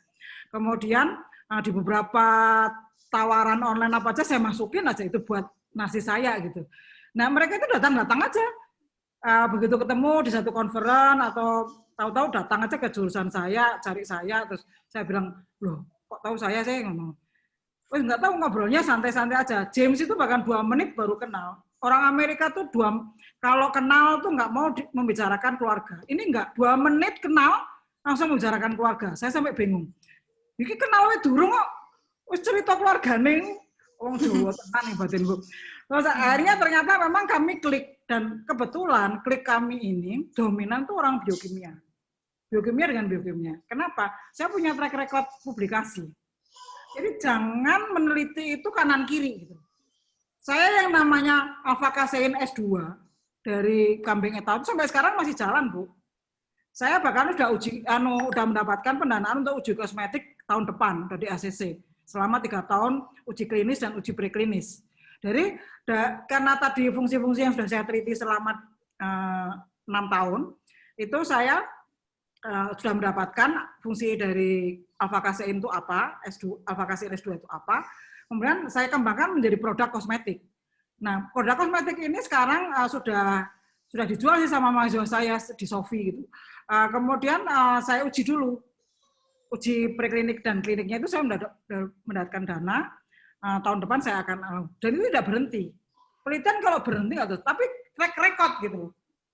Jadi selama 8 tahun ini saya track record di situ. Nah, perkara ini sekarang saya kemudian membuat kelompok baru di padi, ini nanti ujungnya akan sama sebenarnya. Saya pengen membuat kosmetik agar semua kulit pria wanita Indonesia itu mulus-mulus semua gitu nantinya. Tapi originalnya dia natural resources, jadi tidak bahan sintetis gitu. Karena yang saya gunakan itu semua dari minyak nabati. Ya, join dengan saya nanti Bu, dengan VCO-nya saya. Oh ya, jangan khawatir, itu bisa kita kembangkan. Tinggal menunggu Maya Estianti nanti memberi modal untuk pabrik kosmetiknya aja nanti. Iya, Prof. Kayak gitu kayaknya ya, Pak Prof Ari sudah banyak 2 jam. Kalau yang sampel tadi bagaimana ya, Prof? Apa harus dikirim semua untuk analisis metagenomik atau satu perwakilan per kelompok, Prof? Menjadi bias kadang itu ya. Tapi kan untuk apa sih dianalisis metagenomiknya? Mau lihat mikrobiom patogen sama itunya. Itu sebenarnya dikerjakan sendiri, belum ada atau PCR di tempat Ibu?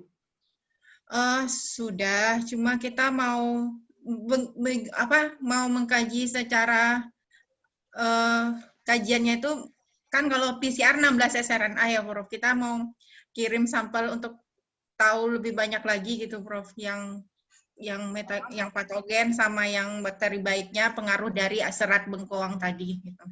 Itu kan tinggal gampang aja toh. Sebenarnya kan itu saya aja dengan ini kan tinggal uji hambatan dulu. Kemudian kita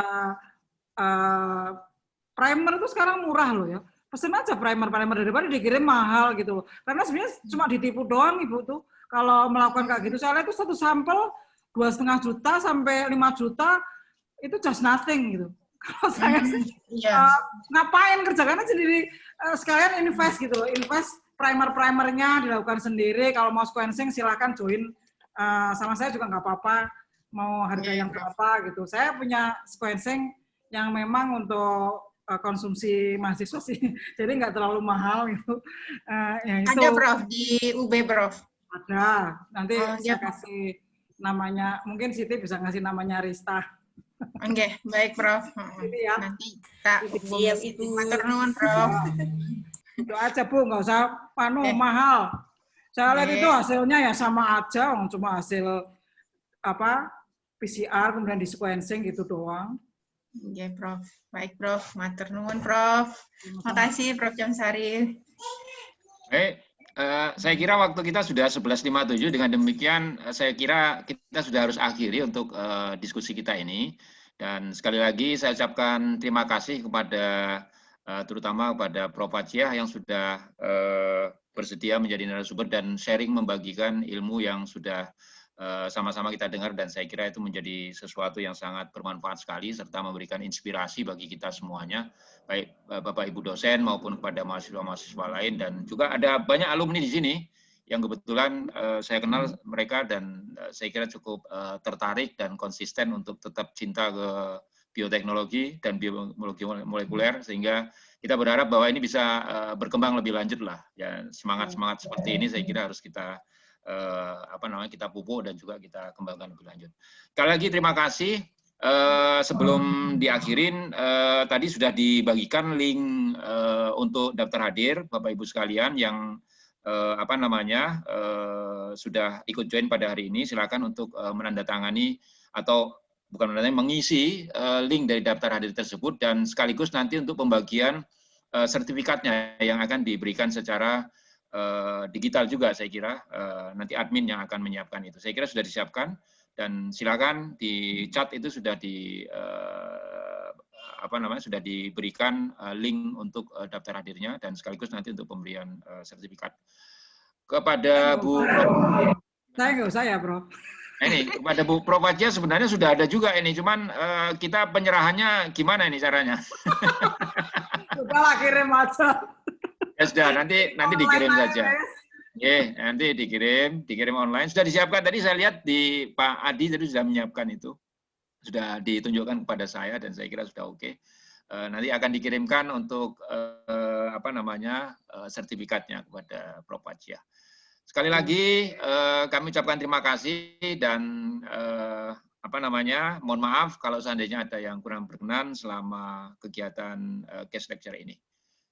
Kita berdoa semuanya kita sehat-sehat semuanya dalam suasana pandemi ini, namun tidak menghalangi upaya kita untuk tetap produktif dan menghasilkan sesuatu yang bermanfaat bagi kita semua dan pengembangan ilmu dan pengetahuan kita. Saya kira itu saja. Mohon maaf semuanya dan terima kasih Prof Fathia. Terima kasih Prof Fathia. Mohon maaf juga. Nanti selanjutnya kita Assalamualaikum warahmatullahi wabarakatuh. Ya, Assalamualaikum warahmatullahi wabarakatuh. Selamat siang dan kita sama-sama untuk live dari acara meeting pada hari ini. Untuk Prof. Fajia nanti kita komunikasi secara personal lebih lanjut. Iya. Ada sesuatu yang harus selesai. Kalem. Saya orangnya santai aja loh. Oke. Baik, makasih semuanya. Assalamualaikum. Salam. Mohon izin semuanya. Mari kita.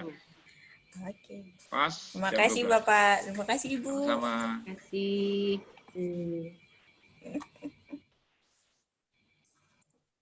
Siti, miss you, Siti.